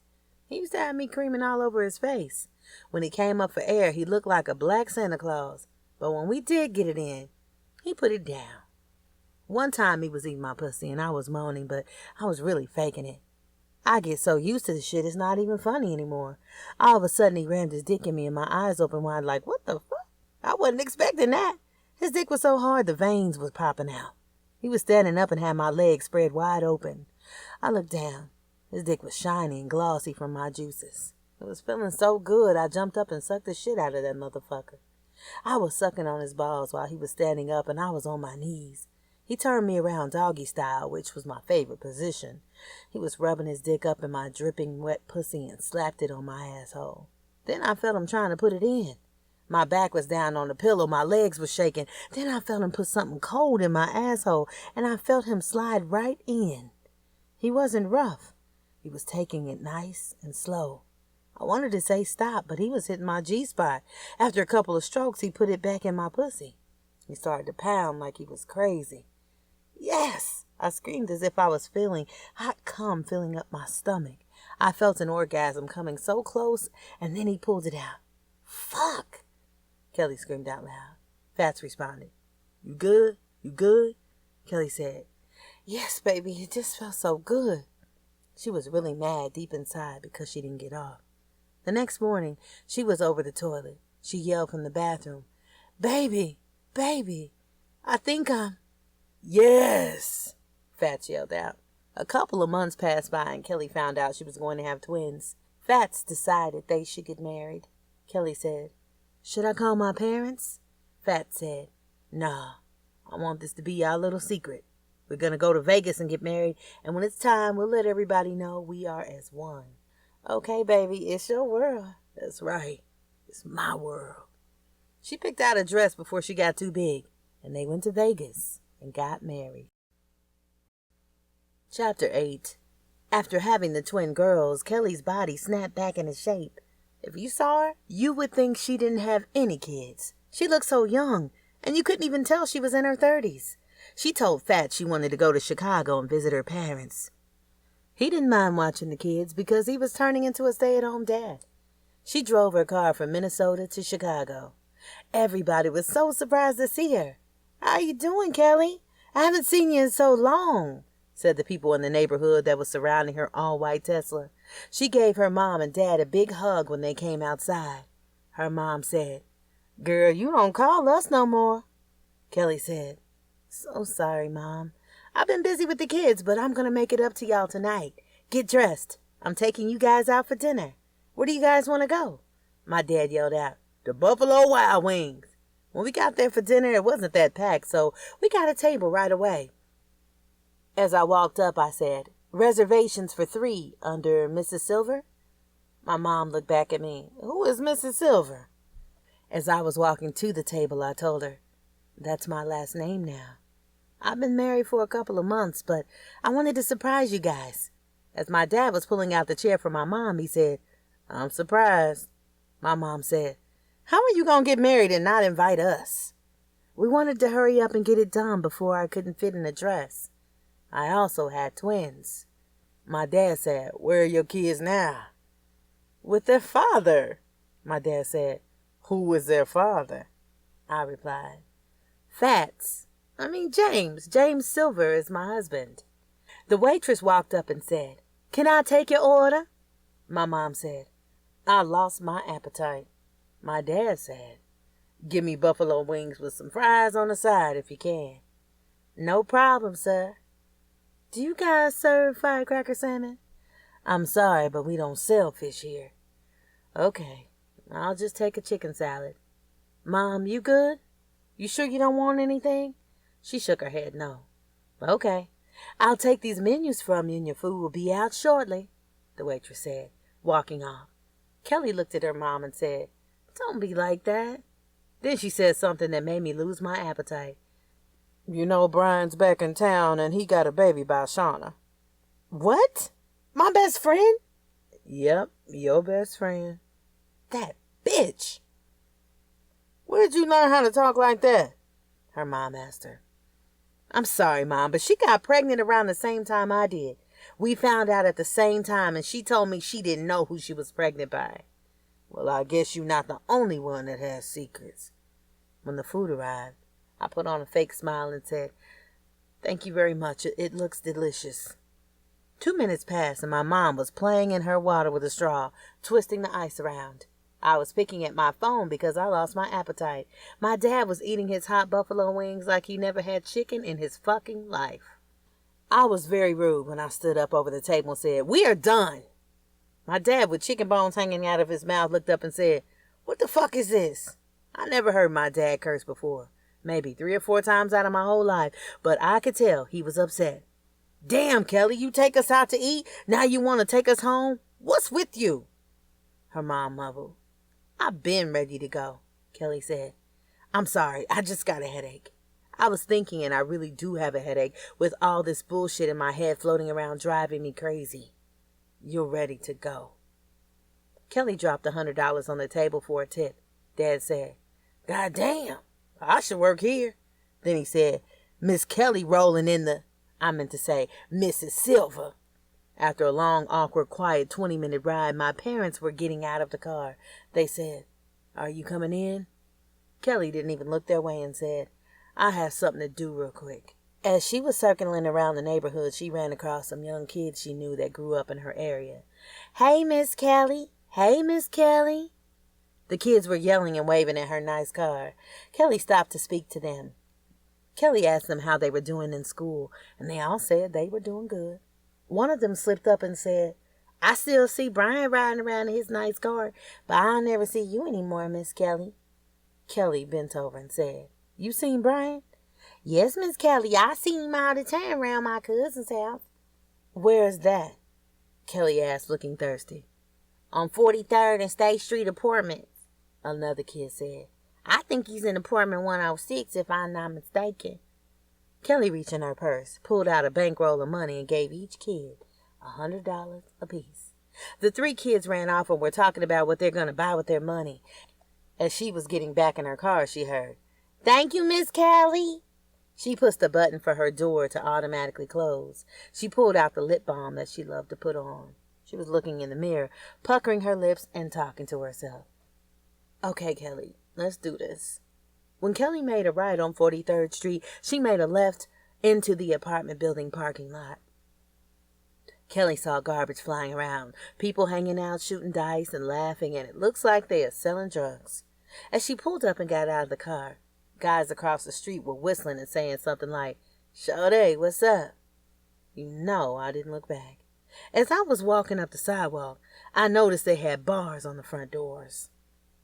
I didn't know if it was to keep the criminals out or to keep the criminals in. The door was propped open by a rock.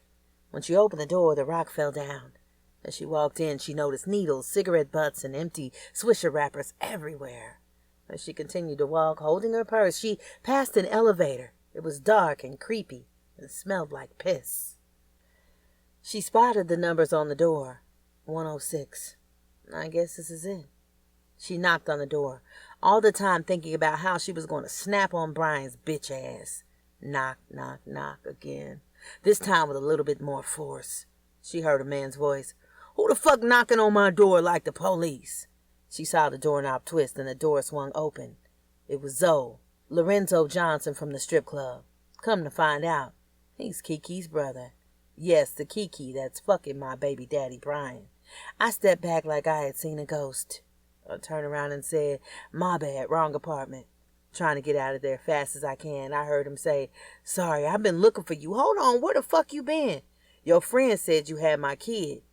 He was yelling down the hallway loud enough for the neighbors to hear. Brian heard the commotion and came running outside. What's going on? He said as he saw Kelly jumping into a white vehicle. He yelled out, Kelly! Brian turned around to Zoe and said, Who was that? Zoe said, I think that was my baby mom. Brian yelled out, Her? Was that Kelly? That's my baby mama. As they were walking back to the apartment, Brian asked Zoe, "How did you guys meet?" "Did you know her friend, ghetto-ass Shauna?" Brian whispered under his breath. "Yeah, that's my baby mama too." Zoe was breaking down a Swisher Sweet to roll up the weed he had. "Damn, small world," Brian said. "Tell me more." While sitting on the edge of the sofa seat, Zoe said, "Well, you know I work in a strip club. One night they came in drunk and high as fuck." "Kelly doesn't drink or smoke," said Brian. Zoe said, "Maybe not with you," as he continued with the story. "Shauna said it was her birthday and asked me to show her a nice time." Brian yelled out, "Her birthday?" Brian started thinking about the birthday dress he'd bought her, but she never wore it. All she wanted to do was lay in the bed and watch Netflix and chill. When the fuck did she have time to celebrate her birthday? "Continue," Brian said. Zoe was going on and on about how he took her to the back VIP. "I was dancing for her and moving around too much. Next thing you know, she started kissing on my chest and rubbing on my stomach. Before I knew it, she was pulling my dick out, sucking it like a cucumber, like them girls do on the Facebook videos. Then she turned around in the chair, burying her face in the seat part with her ass arched up in the air. So you know me, I'm not turning down anything but a shirt collar, you know." As Zoe was laughing, he put the blunt in his mouth and lit it. Taking a long pull off of it, he blew smoke in the air. So I was doing my thing, and she was moaning and saying something like, "Ah, baby, give me that dick." "Oh, shit, wait a minute. She was saying your name?" After 5 to 10 minutes, I walked her back to her table with her friend. Her friend asked me if I showed her a nice time, and I told her that she showed me a nice time, and we parted. When I was leaving, Shauna slipped me another $50 bill and thanked me. I told her, "Anytime." Brian was so fucking mad. Kiki walked in the living room like, "What the fuck y'all talking about?" Zoe lay back on the couch like, "Me and your nigga got the same baby mama." Kiki was looking crazy and said, "Who? That bitch Kelly?" "Yep, she just left a few minutes ago," Zoe said and continued smoking. "You got bitches coming to my house now?" she yelled at Brian, but he didn't hear because he was in a daze thinking about how the fuck could Kelly do something like this. Kiki put her finger in his face. "Do you hear me, nigga?" Brian jumped up and said, "I don't have time for this. I had to go."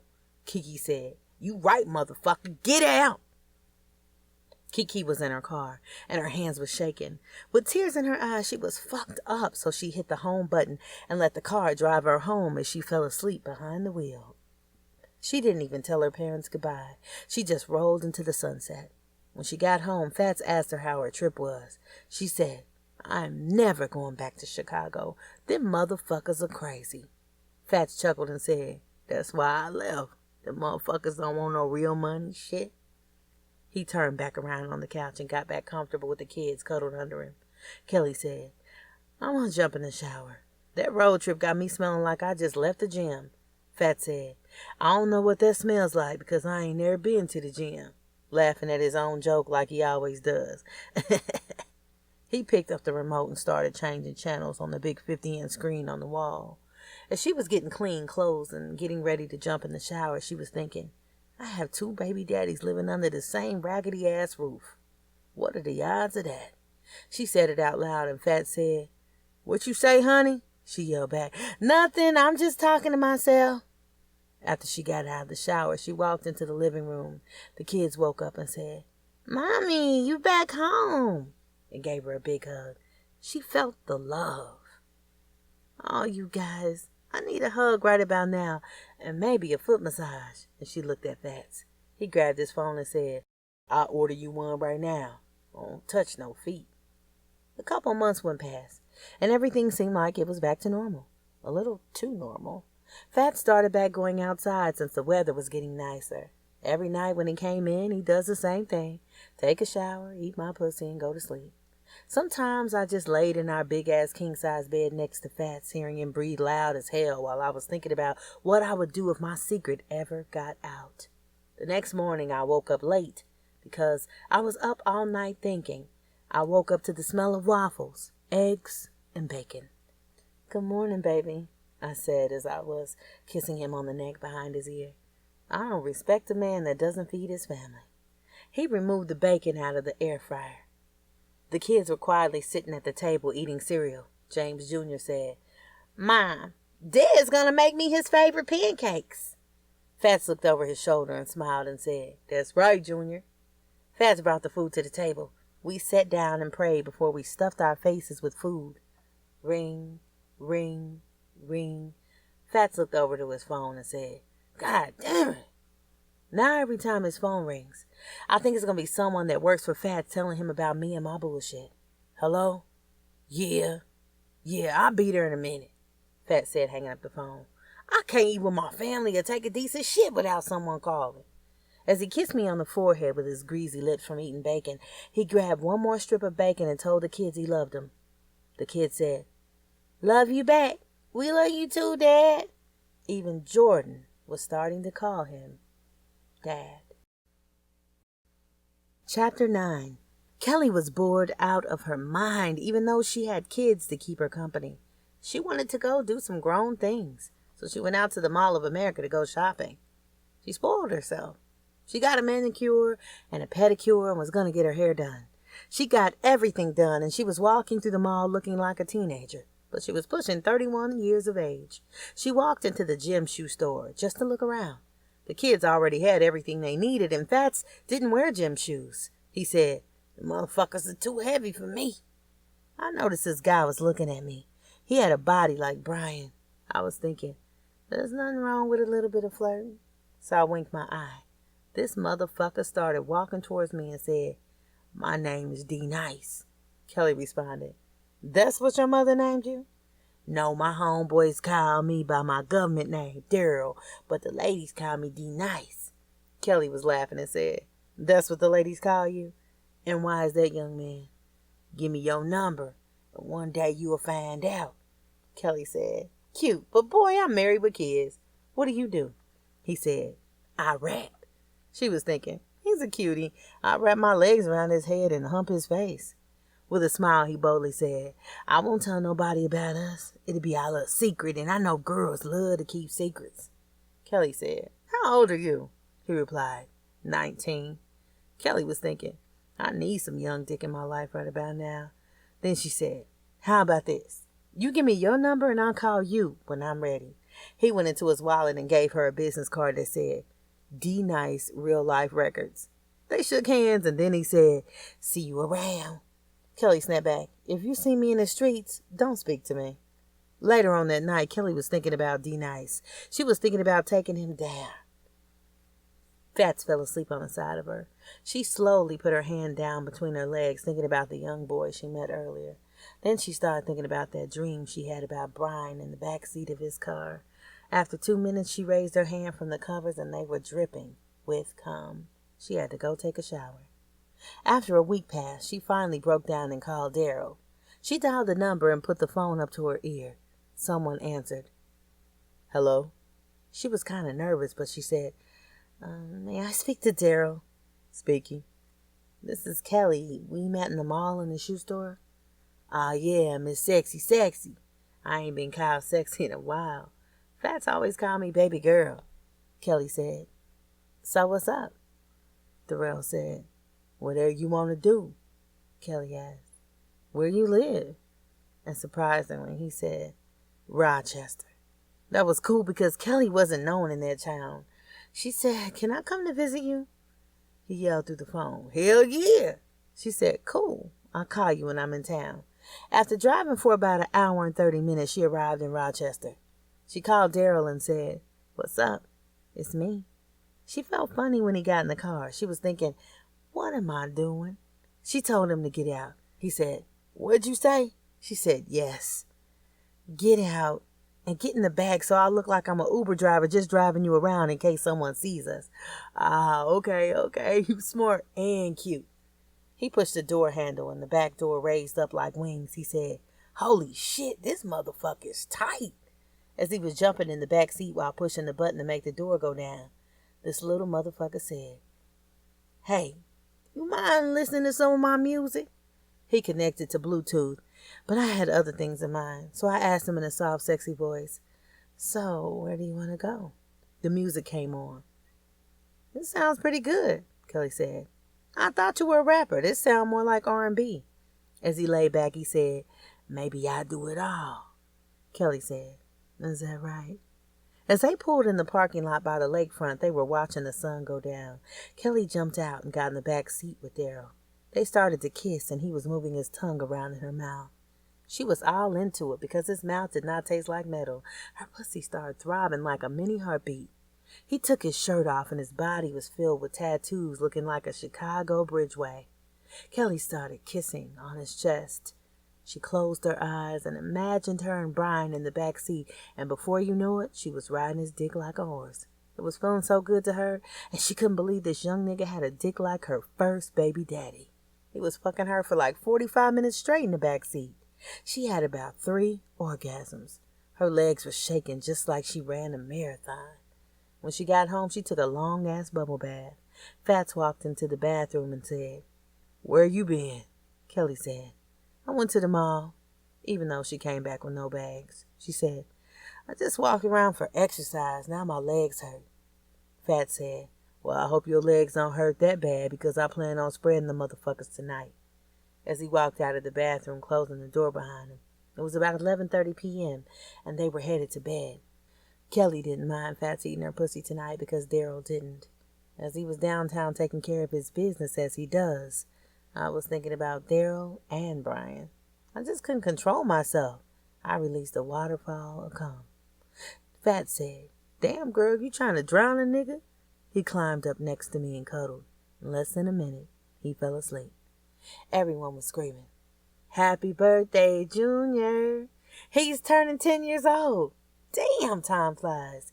I heard a lady's voice in the back by the pool. I looked over and it was the mother of Fat's 3 kids.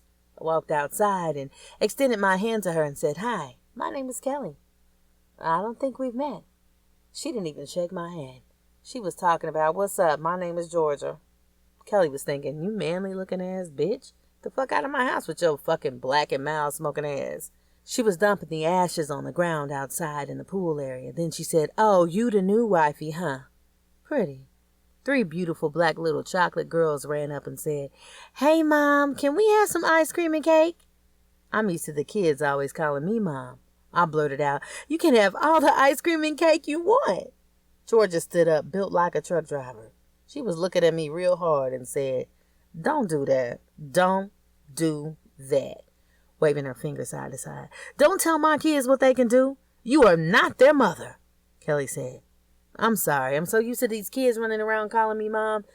Georgia snapped, "Bitch, you better learn how to recognize your kid's voice." Georgia and Fats had been together for years before I met him. For some reason, they broke up. I never asked why because it was never my business. I'm trying to get me straight. We had a house full of people I had never seen before. People I saw in the restaurants, barbershops, and some I saw dropping money off to him. I just slowly moved away from this lady before she makes me fuck her up.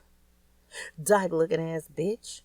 As I was walking off, I was switching my ass hard left to right because I know she was looking. I heard her say, "I don't know how she's having all these kids and he can't even get it up, girl," laughing with the girls around her table. Junior ran up hugging me and said, "This is the best day of my life."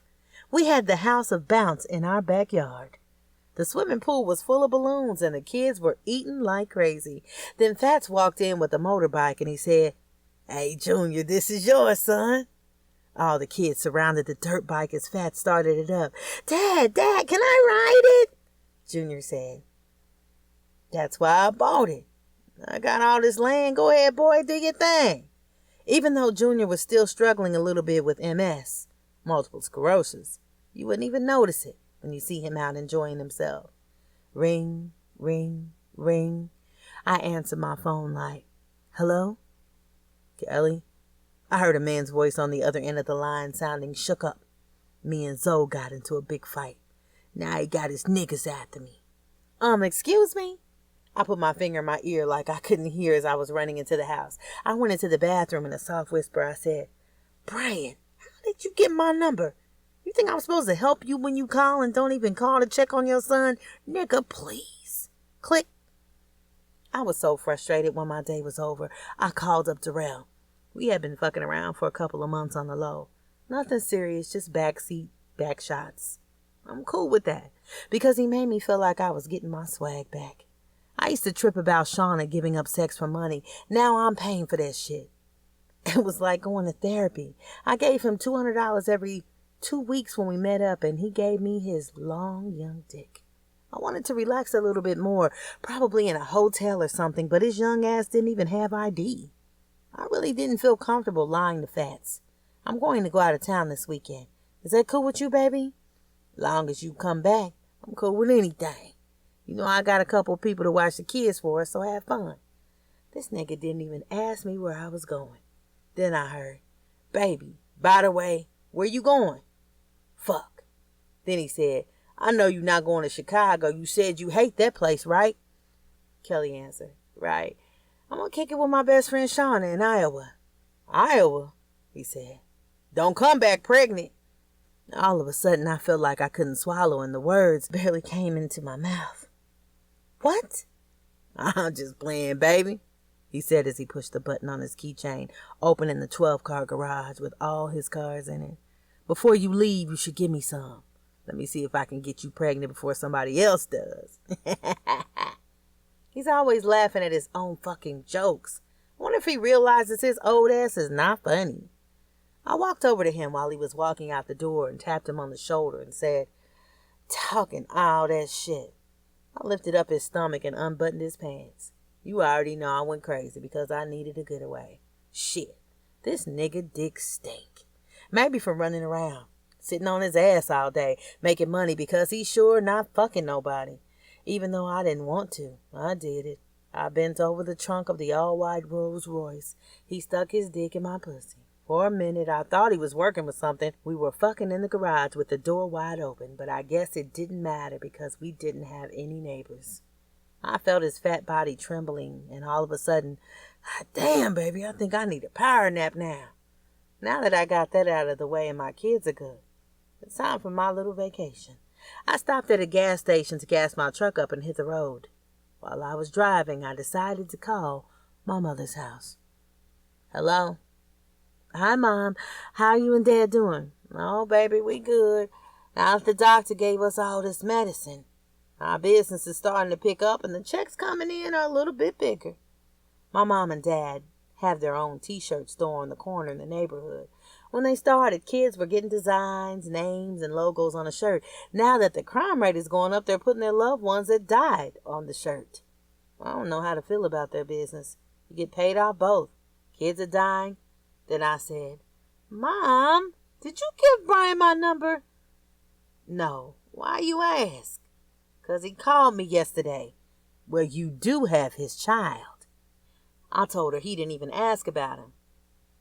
I don't know, I heard from the other end of the phone. Then I said, Mom, I'll call you guys back. I have to pump some gas and I don't want to be in front of the gas pump on the phone. Okay, bye, baby. Bye, Mom. I love you. Kelly pulled off the exit and made a right turn 2 blocks down. She made another right and pulled in a parking lot. It was a hotel. She had made reservations for the weekend. As she walked up, the doors opened up wide, and she walked up to the counter. There was a lady clerk behind the desk that said, Hello, may I help you? Yes, I made reservations for the weekend for Kelly Silver. Yes, Kelly Silver. We have you right here, top floor, right? Yes, top floor. Your room is 1201, a corner room right off the elevator as you requested. Kelly said, Lovely, lovely, I like it. Jacuzzi, nice view, all right, thank you. As she gave the lady $20, and she left the room, Kelly stood in front of the bed and fell back with her arms wide open and said, I'm free, laughing to herself. She started unpacking her stuff. She had some music playing and her lingerie laid out alongside of her personal 3-pack of Magnum condoms. She got there early so she had time to relax before the night began. She ordered some food and ate while she was watching television. Then she took a shit before she took a shower and got dressed. I called Daryl and told him what hotel I was in. He said, I'm kind of busy, but give me a minute. You know I'm coming. And started laughing. I don't know why I'm attracted to these corny-ass niggas, Kelly said. Okay, don't have me waiting all night. I spent a lot of money for this room. Daryl said, I'll be there, Kelly whispered. And bring your A game. He responded, like I don't. When Daryl got to the hotel, he walked up and said, "I'm looking for Kelly." The girl looked down and started typing. She said, "Oh, she must be your mom because you didn't say her last name. She's in room 1201. Do you need help finding it?" "Nah, I got it," he said, walking to the elevator. "Thanks anyway." Around 10 o'clock, I heard a knock on the door. Tap, tap, tap. I opened the door in my all-black lingerie that was fitting my body perfect that I picked up from Victoria's Secret. He walked in right past me and said, "Where the drink and the smoke? Let's party." This nigga don't notice good pussy when he sees it. I was thinking as he sat down on the bed. He kicked off his shoes and said, "Can I smoke in here? I'll go to the bathroom." I said, "I guess, but cut the fan on." I locked the door and walked over toward the TV like I was looking for something so he can see my ass. I had on a thong for a reason. He smacked my ass with his right hand and said, "Slow down, Ma. Let's get to know each other." "Talk about what?" "Fucking, I hope, because I'm not trying to be this little nigga's sugar mama." "Okay, you want to be grown?" I picked up the phone and I told room service to bring me up their best red wine. I started to run the jacuzzi water and put bubbles in it. As the water was running, room service knocked on the door. I said, "Can you get that, please?" He said, "No problem." When he came back with a bottle in his hand, I was already asshole naked in the jacuzzi with my clothes on the floor. He looked at me and said, "I'm about to tee up."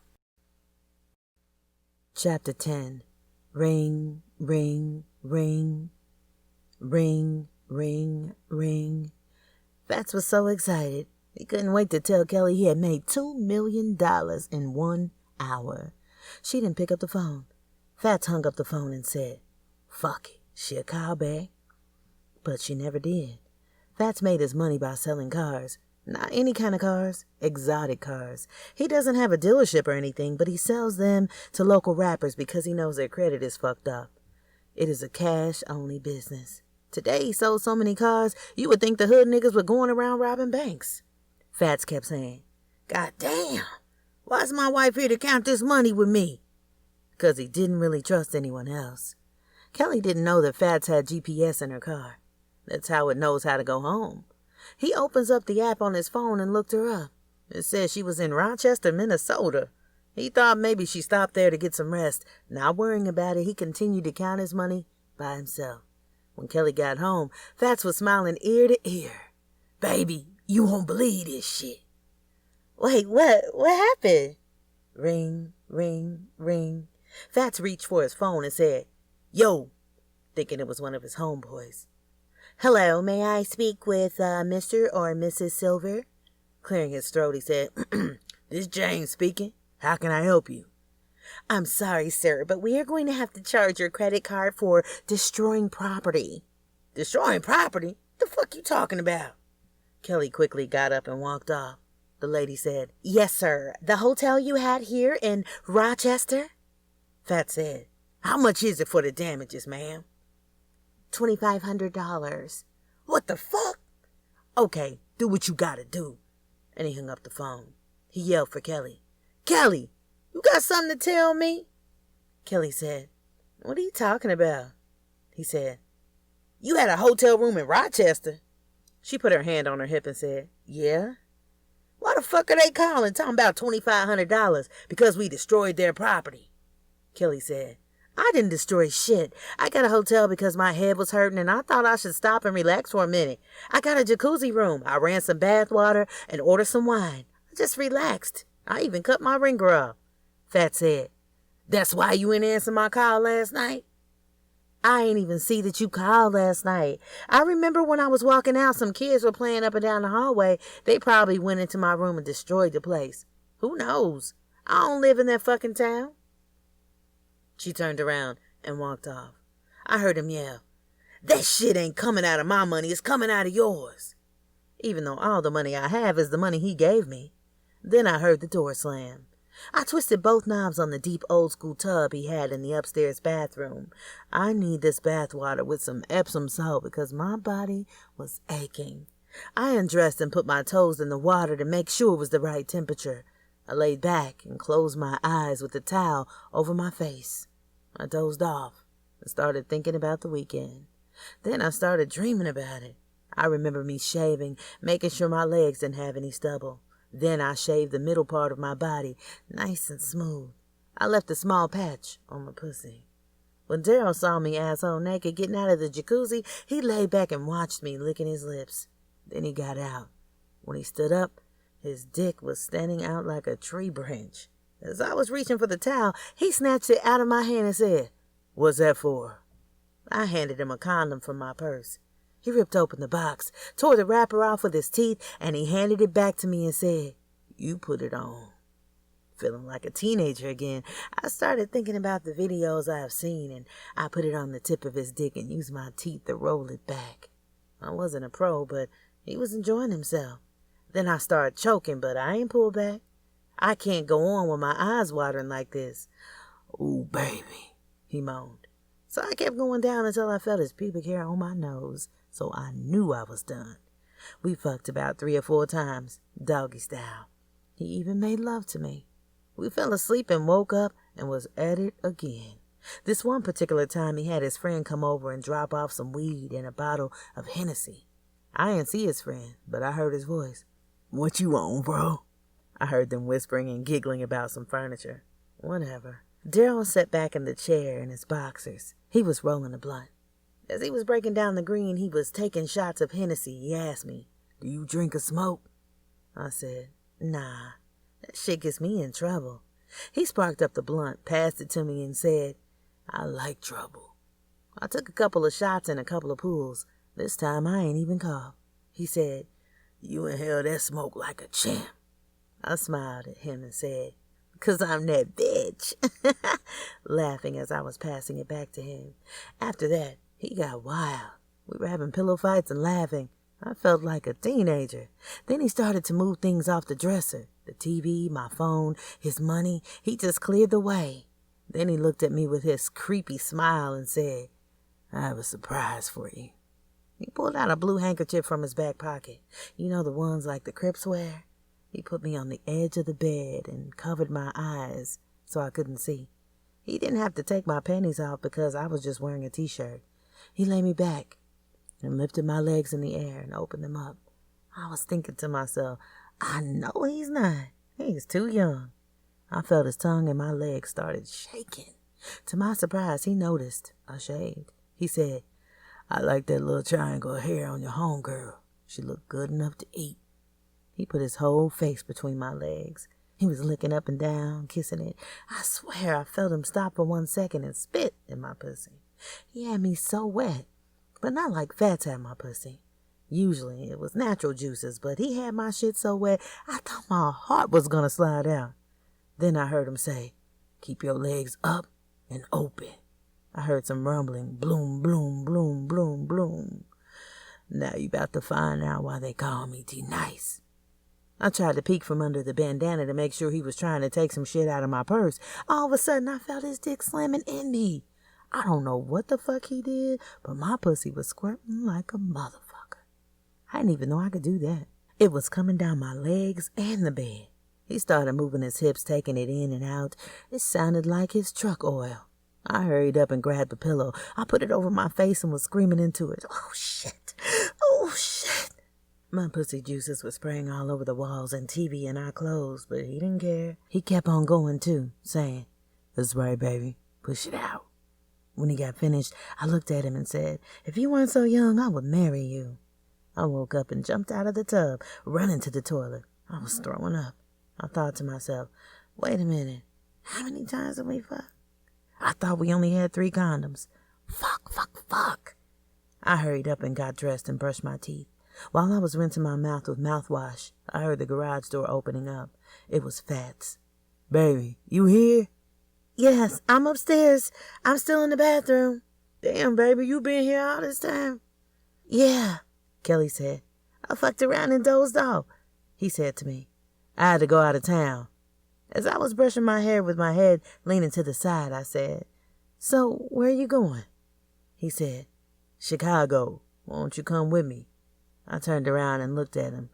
I know, you don't like that fucking place anymore, but they fucking with my money. And it's right down the street from your house. Remember I was telling you about that, Mr. G's?" "Yes, I remember." Well, will you go? Let me think about it, Kelly said.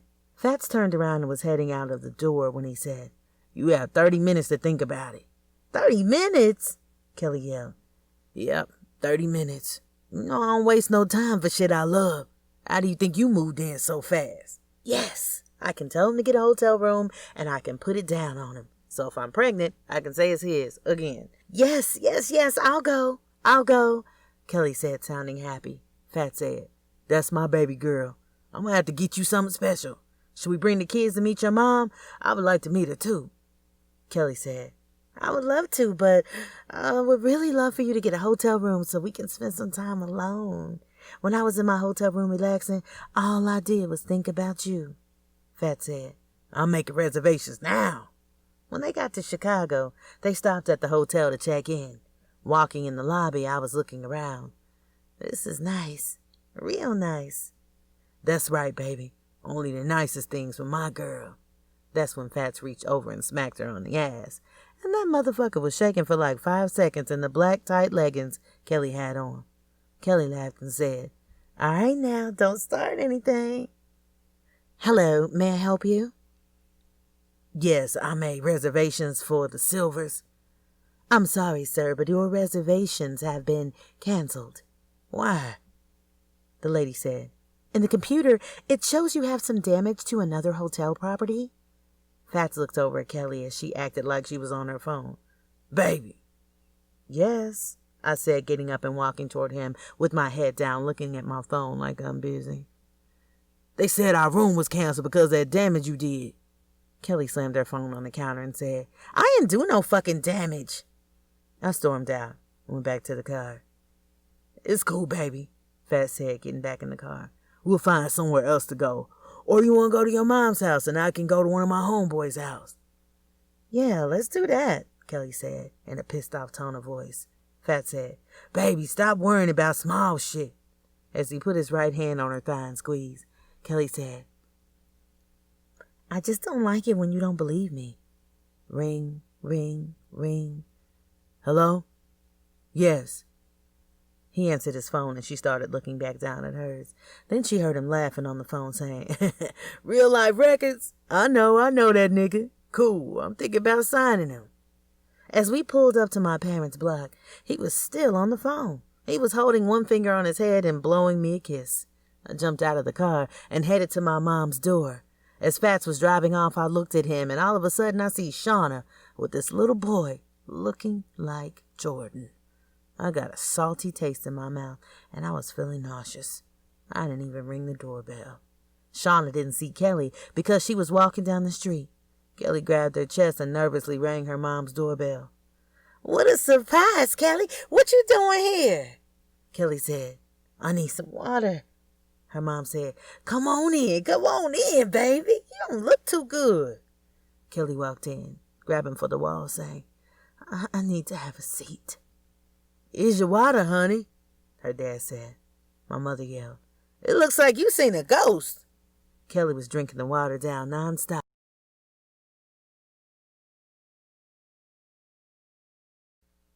Chapter 11. Shauna was 6 months pregnant. She was scared and didn't know what to do. She needed help, so she called Brian and told him she was pregnant. Brian was pissed off because of the way she finessed him, but he just got kicked out of Kiki's house, so he listened to her explain herself. Shauna said, I'm sorry, but I only did the shit I did because you fucked over my homegirl Kelly. Now that she found out I'm pregnant, she been acting strange. Brian said, So, Shauna, what are we gonna do? He was thinking this bitch might be lying, but he needed a place to stay. First of all, you the only one I fucked in the last 8 months. You did have a condom on, right? Brian thought about it. He did take the condom off so it could get off. Shit. Hello, I guess that means you didn't, huh? Fuck. Brian answered, Nah, girl. That pussy was so wet, I had to feel the inside. Shauna laughed and said, Boy, stop playing, but for real, what we gonna do? Brian said, Let's link up and talk about it. Okay? Shauna said, Tonight? Brian was thinking, I don't have anywhere to go to anyway. Okay, that's cool. Where? Shauna said, My house. Cool, said Brian. Ring, ring, ring. Ring, ring, ring. Kelly answered the phone. Hello? Fat said, Baby girl, you good? Oh, no, baby. I have a headache and I'm not feeling too good. Well, I got a hotel for us. I'll come pick you up later, okay? Well, baby, see you later. I got some business to take care of, okay? Love you, Kelly said when she hung up the phone. Her mom said, Who was that, Kelly? Kelly answered, My husband. He's coming to pick me up later on. Dad was walking in the living room eating some grapes. Are we gonna meet him? I'll see. He's a busy man. Knock, knock, knock. When Shauna opened the door, her stomach was sticking out. Brian said, Damn, girl, what you been eating? Shauna put her right hand on her stomach and started rubbing inside. From the looks of it, dick, motherfucker. They both started laughing. Come on in and have a seat. You want something to drink? Whatever you like, Brian said. Crystal Light? Cool. Okay. He was sitting on the sofa looking around, thinking I could live here. So, Shawnee, you know I'm not the type of man to leave my kids. Your girl left me, but if you're pregnant with my baby, I'm going to be in his or her life. So, Brian, where do you live nowadays? That's crazy you asked me that. Lately, I've been living in hotels, but I'm currently living in my back seat. What, your back seat? Said Shauna. Don't worry, your boy will bounce back, as he took another drink.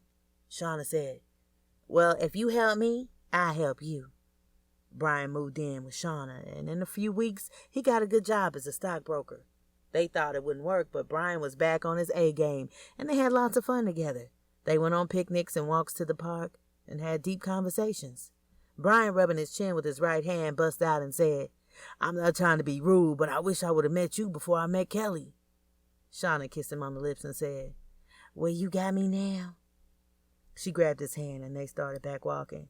One night they were laying in bed watching TV. Brian said, I feel a little horny, cracking a smile. Shauna and Brian messed around quite a few times during their relationship.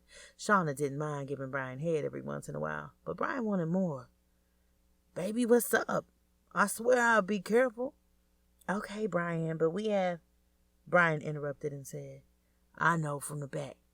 I like it that way anyway, he said as he went down on her. After he got up, he turned around and handled business. When he was done, he went back downtown. I'm gonna kiss it where it hurts. As Brian was moving his tongue around, making her feel good, he said, Baby, you are wet. She yelled out, Fuck, I think my water just broke. They jumped up and got dressed, looking for the keys. He was helping her down the stairs to the car so they can go to the hospital. When they pulled up, they put her in a wheelchair. Is she gonna be okay? Asked Brian. He was walking around the waiting room for about 20 minutes with pussy juice on his face before the doctor walked in and motioned. Come on back. When he walked into the room, he saw Shauna with her legs propped up, ready to give birth. Doctors were coming in and out, telling her to breathe easy. 1, 2, 3. The doctor said, I see the head. He's crowning. After a couple of more pushes, Shauna gripped Brian's head. Their baby was born, and the doctor said, It's a boy. What are you going to name him? Shauna looked at Brian, and Brian said, Michael. After 3 days in the hospital, they were going home with little Michael. Shauna was crying, and Brian said, Are you okay? She said, Yes, I'm not upset. These are tears of joy. She kissed the baby on the forehead. Brian kissed Shauna and said, I'm going to be a good father. I'm not going to fuck up this time. She said, Better not, as she was walking with the baby in her arms. With all the money Brian was making, they hooked the baby room up a couple of months ago. The room was baby blue. The baby had Blue's Clues sheets and blankets and a basketball lamp. There were boxes of diapers stacked in the corner and toys the baby couldn't even play with yet. Shauna sat down in the rocking chair that was in the baby room and said to him, This is your room, Michael. Do you like it? She was feeding him a bottle. They both stayed up half the night looking at the baby. And every year after that, Brian was always supportive of Michael in whatever he wanted to do. He was at every basketball game, spelling bee, and teacher's conference. Shauna and Brian's life was pretty decent. Brian even made peace with her younger brother, Enzo. Sometimes they would all get together and play basketball on the weekends. One day, they decided to call it quits after playing 3 games of 21. They all shake up. All right, bro. See you later. He was walking in through the alley to his car where he always parks, in front of Kelly's mom's house. He was secretly hoping one day he would see her. Zoe jokingly said. That looks like your girl right there. And surprisingly, it was Kelly. Brian dropped the basketball, left his keys in the door, and started walking towards her fast. Where's my fucking son? You got the balls to come back in town? You don't answer my calls, and you took my son. The Lord knows where the fuck you at now. Kelly turned around and snapped back like, you and your broke-ass friend can stay the fuck out my life. I don't need y'all for shit. Brian said, that's not my friend. That's your baby daddy. When the fuck you ever went out on your birthday? Yeah, he told me. Zoe walked off like, I'm not in this shit. Brian and Kelly were going back and forth like a rat beef. They barely heard a car pulling up, the tires crushing the trash in the street by the curb, an all-white and chrome four-door Rolls Royce. Inside was a 325-pound man wearing all white. Fats jumped out of his car and politely walked over and smacked the shit out of Brian. He went flying back in Kelly's mom's rose bush, destroying the plants. One of his shoes flew off in the process. He was knocked out cold. Fats stood over him and whispered, Nigga, I will kill you. He told Kelly, get your ass in the car. He jumped in and pulled off. Fats yelled at Kelly, who the fuck was that? Kelly said, my baby's father. Fats responded with, well, he needs to learn how to talk to a woman in public. Wipe your face. It's all good. Fats was never one to get in drama, so he brushed it off. Now I need a back rub. Fats laughed and said. Pulling in the parking lot, they stopped, and Kelly went to the trunk to grab her little bag. As they walked in, the lady behind the register was Kiki. They made a right, walking toward the elevator. She yelled out, when is my brother gonna see his kid?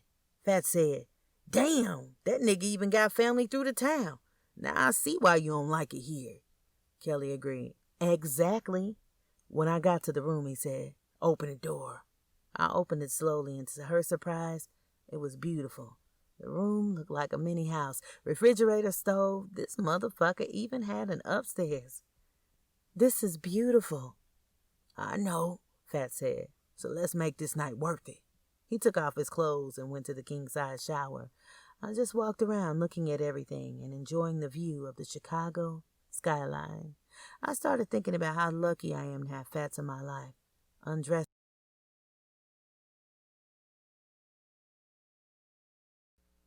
Chapter 12.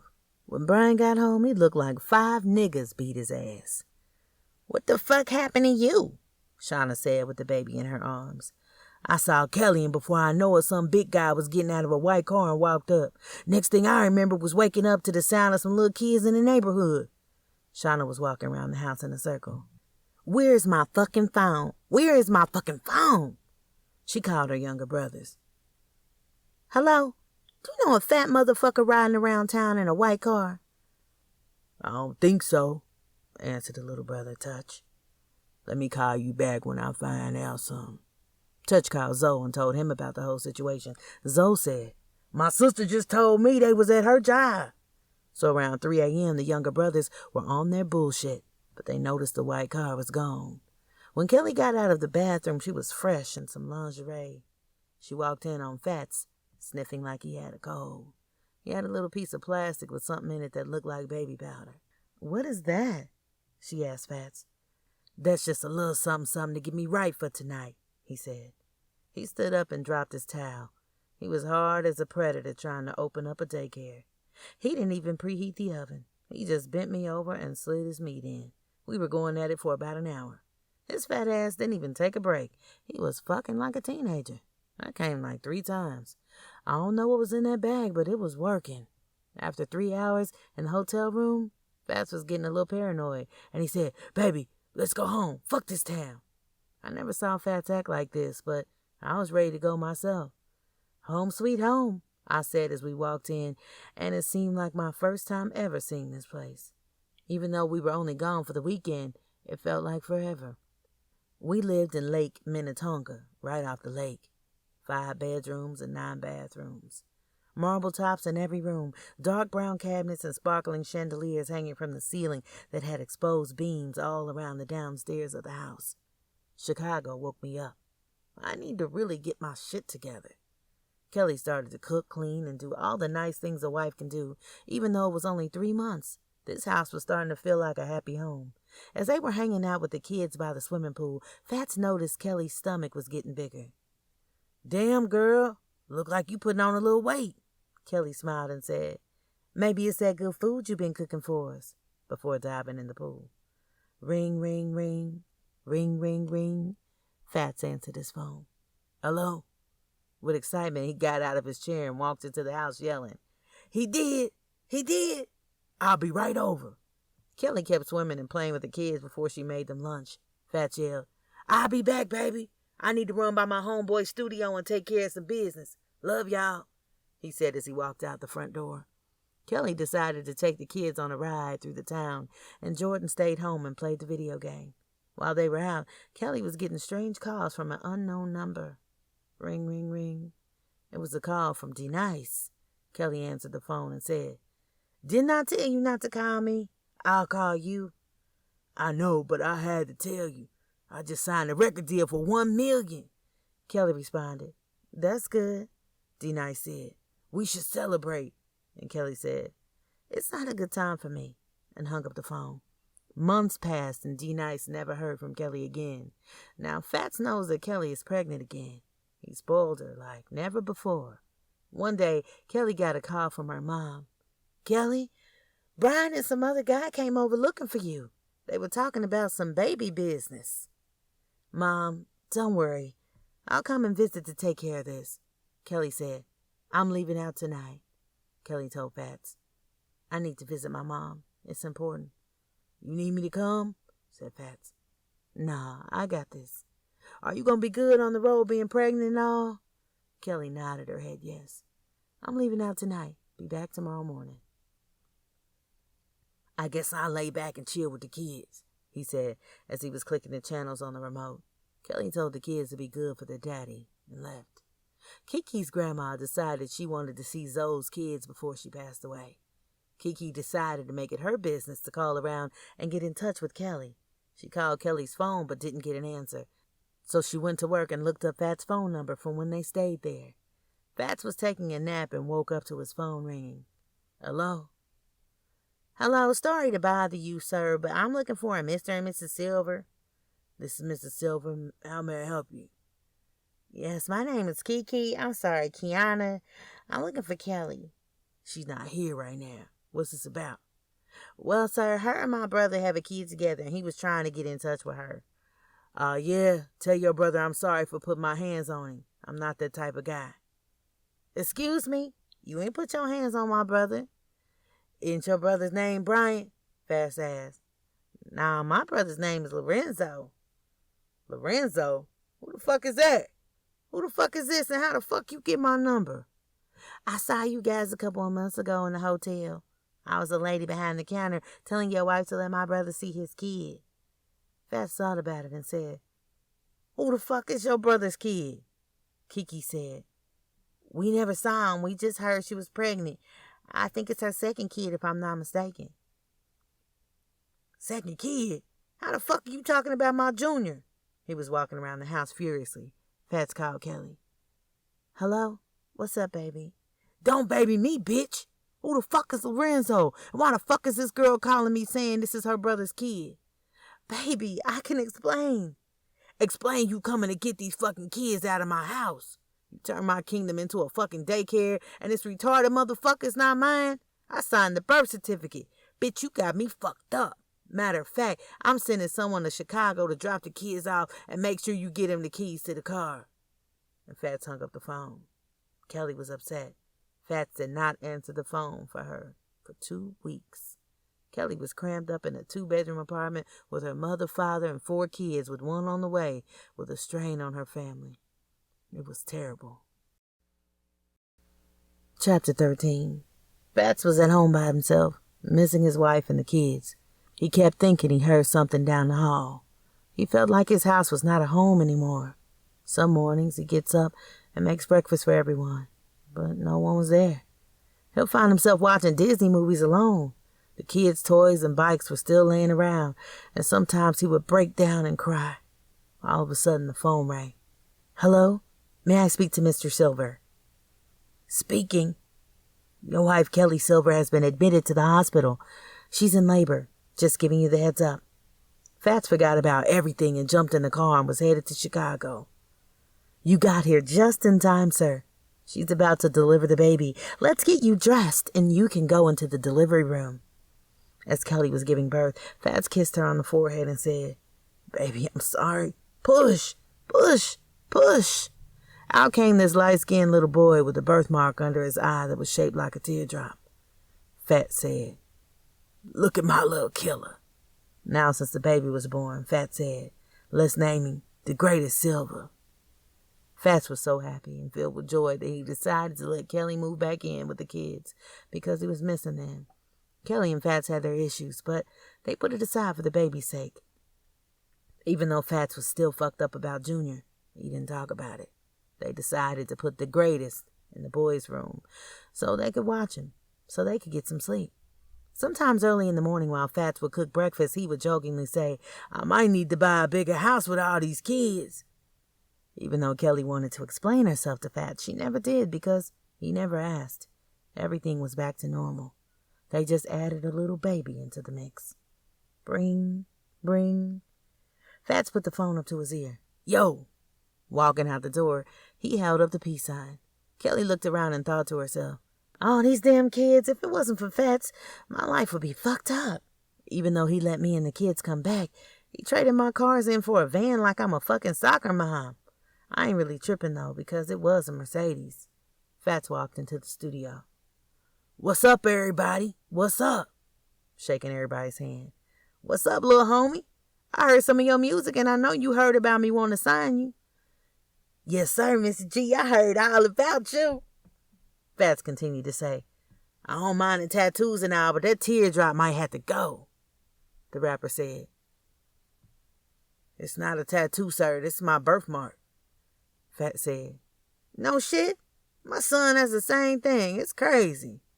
He sat down and turned up the music, bobbing his head back and forth. Hey, this is pretty good, but if you want me to sign, you got to record something new. Fuck good, something great and new, and we can do business. He held out his hand ready for a firm shake. Back in Chicago, Kiki was doing some investigation of her own. She Googled Kelly's last name and looked and found her address, 3770 North Home Road. She couldn't believe it. Damn, this is how this bitch is living? I wouldn't fuck with you niggas either, she said to Zoe. He turned the computer around and said, Damn. He called Brian and told him, Your baby mama is living it up. Brian said, Fuck that bitch. Zoe said, We just looked up her address and she lives in Minnesota. She's in a nice neighborhood doing very well.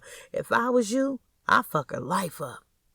Kelly was living the life that every Chicago person wished they were living. In a couple of weeks, the greatest will be turning 1. He was growing up so fast. Every time Fats came home, he would do this little crawl walk to him. That's my little killer. Fats picked him up, throwing him in the air. Everything was good in their home. It was like a dream. Everything was perfectly perfect. Fats got a call. Hello? Boss, you need to get down here to the studio. Your boy just dropped a classic. It's off the chain. We listened to it about 7 times, back to back. Okay, I'll be there. Give me a minute. Kelly, I'll be back. Hold it down, baby. Kelly responded from upstairs. Okay, love you. Brian called Zoe after a couple of months and told him, I was thinking we should go pay Kelly a visit one day. Yeah. When Fats walked into the studio, everyone was going crazy about the new single. Okay, Fats said. He was sitting down and said, Let me hear it. After the song finished, Fats stood up and said, Now that's the motherfucking song. He pulled up a gold ink pen out of his white jacket and began scribbling on a blank check. Who should I make this out to? The rapper said, Darrell Miller. Fats said, I like you, D. Where you from? He responded, Rochester. Someone said, This a cause for celebration. They turned on the song and let it play again. Fats called a couple of people to come through. He even called Kelly, and she brought the kids. She walked in greeting everyone, giving handshakes and hugs and kisses on the cheek. She was thinking, I'd never been here before. But Fats had his hand in a lot of businesses. As she was making the kids a plate, she noticed D Nice walking out of the vocal booth. Kelly, what's up? He walked over to her with his arms open, ready for a hug. Fats quickly jumped between them, pushed him back, and said, "What the fuck are you doing?" D-Nice was falling back and pulled out a gun and pointed at Fats' face and said, "Fuck wrong with you, man? That's my homegirl." Fats yelled out, "This is my motherfucking wife, nigga. How the fuck you know her?" With his finger on the trigger, he yelled out in front of the kids and his friends, "I've been fucking her for 2 years now." Fats said, "Get the kids out of here. This little nigga wants to be a gangster rapper. Let's see if you really about that life." He looked over at Kelly and said, "Me and you gonna talk later." He looked at D-Nice and noticed he looked a lot like his son and charged him. He pushed him into the mixing board, destroying the whole studio. Even though D-Nice had a gun, Fats was throwing him around like a rag doll. "Little motherfucker, I'm gonna kill you." Kelly was so scared she didn't know what to do. She drove the kids home, but at the same time was feeling bad about the whole situation. As she was pulling up to the front gate, she noticed a car sitting out front. Inside the car was Brian, Zoe, Shauna. Kelly yelled, "What the fuck y'all doing in front of my house?" She looked over and seen Fats pulling up. "If it ain't one thing, it's another with you, Kelly. I'm starting to get tired of your shit." Brian said, "You got some explaining to do." Kelly felt like everybody was ganging up on her. She jumped in the car with the kids yelling, "I don't have to explain shit," as she sped off. Frustrated and not knowing what to do, Jordan said, "Mommy, is everything okay?" "Everything's okay, baby. Make sure everybody has their seatbelts on." Shauna told Fats about Zoe. Fats was so upset because Kelly played him the whole time. He immediately froze her bank account and put a hold on her credit cards. The repo man was looking for a car. Kelly only had $2,000 in cash, and that wouldn't last long. Riding around town, she didn't know what to do, and the kids were getting hungry. She found herself on the front steps of her cousin's house with 5 kids. She reluctantly rang the doorbell. Her cousin opened the door and said, "What the fuck is this, Kelly? I haven't heard from you. Now you come to my doorstep with a whole bunch of kids?" Kelly said, "Sorry, cuz. I'm going through it and I really need some help." "Come on in and have a seat. So, Kelly, are you going to introduce me to the little ones?" "Yeah, I'm sorry. This is Jordan, James Jr. These 2 little girls are Marcella and Marissa, and the little baby is the greatest." "The greatest?" "Yep, the greatest Silver." Her cousin said to them, "You guys can play in the other room, just don't break anything." The kids ran off to the next room and she continued, Kelly, what the fuck you done got yourself into now?" They both sat down in the living room, drinking on tea her cousin prepared. Kelly told her about the whole situation and she said, "Give me a minute." She was rambling through her junk drawer. "Here it is. She handed me a card telling me to call this man. He's a good lawyer. He'll help you out like he did me. When he put you on, it's going to change your life forever." Kelly grabbed the card and was looking at it, wondering, what can a man do for me? "I'll give it a try," Kelly said. The next morning, she gave the man a call. They talked for about 2 hours. She gave him the names of her baby's fathers. "I'll try to get some child support or something," he said. "I'm not going to charge you until we win the case, but first, I need to get it in court. I'll call you back in a couple of weeks." Fats found out Kelly was still in Minnesota but didn't know where her cousin stayed, so he decided to wait around the parking lot of MOA, hoping to see Kelly's car in the parking lot.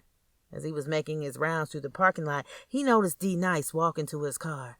As Fats rolled up on them, D-Nice was thinking it was Kelly because he recognized the white Tesla. He started smiling until the window rolled down and he noticed it was Fats. Fats said, "What's up, little homie? We need to talk. Business is business. We're not going to let some bullshit get in the way of our money."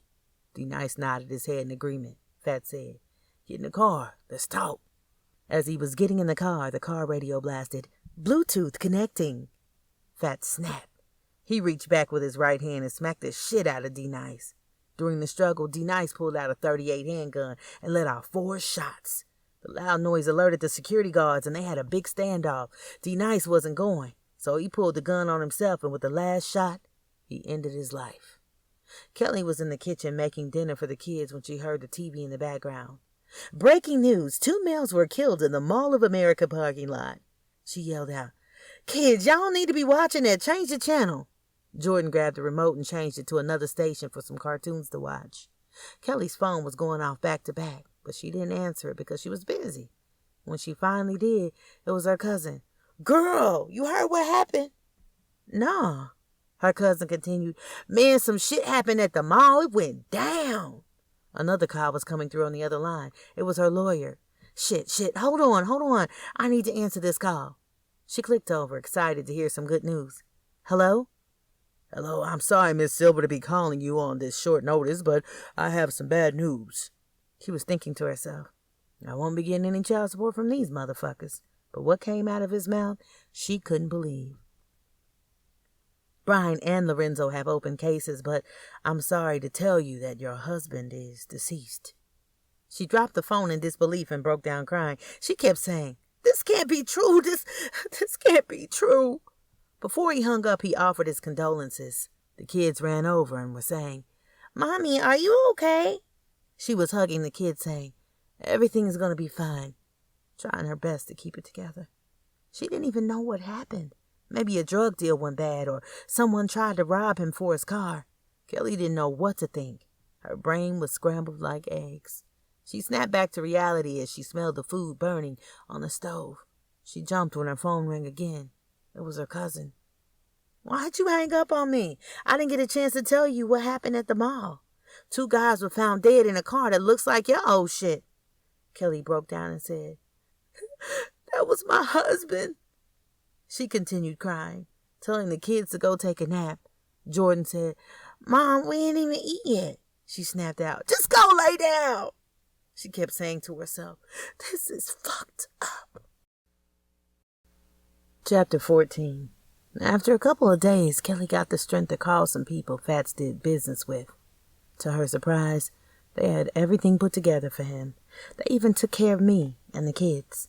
We were all dressed in white. Everything was beautiful.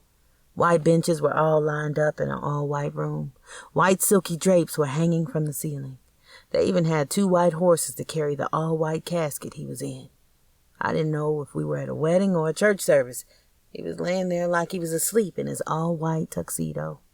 They did a beautiful job on him, even though he got shot in the face, neck, arms, and stomach. It almost looked like he lost a little weight. The kids were asking what was going on. I told them, It's time to tell your father that we love him and say our final goodbyes. After the service, we went to the burial site where people sang songs, recited poems, and released 20 white doves. It was beautiful, something I had never seen before. Everyone was giving me hugs and little white envelopes, and they all were saying sorry for your loss. Before we gathered up and headed to the family vehicle to be dropped off, a man walked up to me and handed me some keys and a white book. We drove off, and I opened the book. It was all Fat's business plans. So I guess I'm in charge now, not knowing where we were going because of the white curtains on the window. We pulled up at Fat's house, and they opened the door. The kids were so excited, screaming, We're home! I looked in my purse to get the keys and opened the door. It felt like a dream. We all ran around looking like this is new to us. I walked into our room, and I could still smell his cologne in the air. Bond number 9. All of his clothes were gone. It was like he never lived there at all. Someone had cleaned out all of his personal belongings. As me and the kids were sitting in this $14 million home, it was starting to get lonely, so I called up my cousin and gave her my address. I told her, Remember that business you were talking about? Yeah. You helped me. Now it's time for me to help you.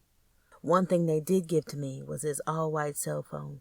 They left the cars, the money in the safe, but they even took his all-white toothbrush. I guess this is a new beginning for me. The end.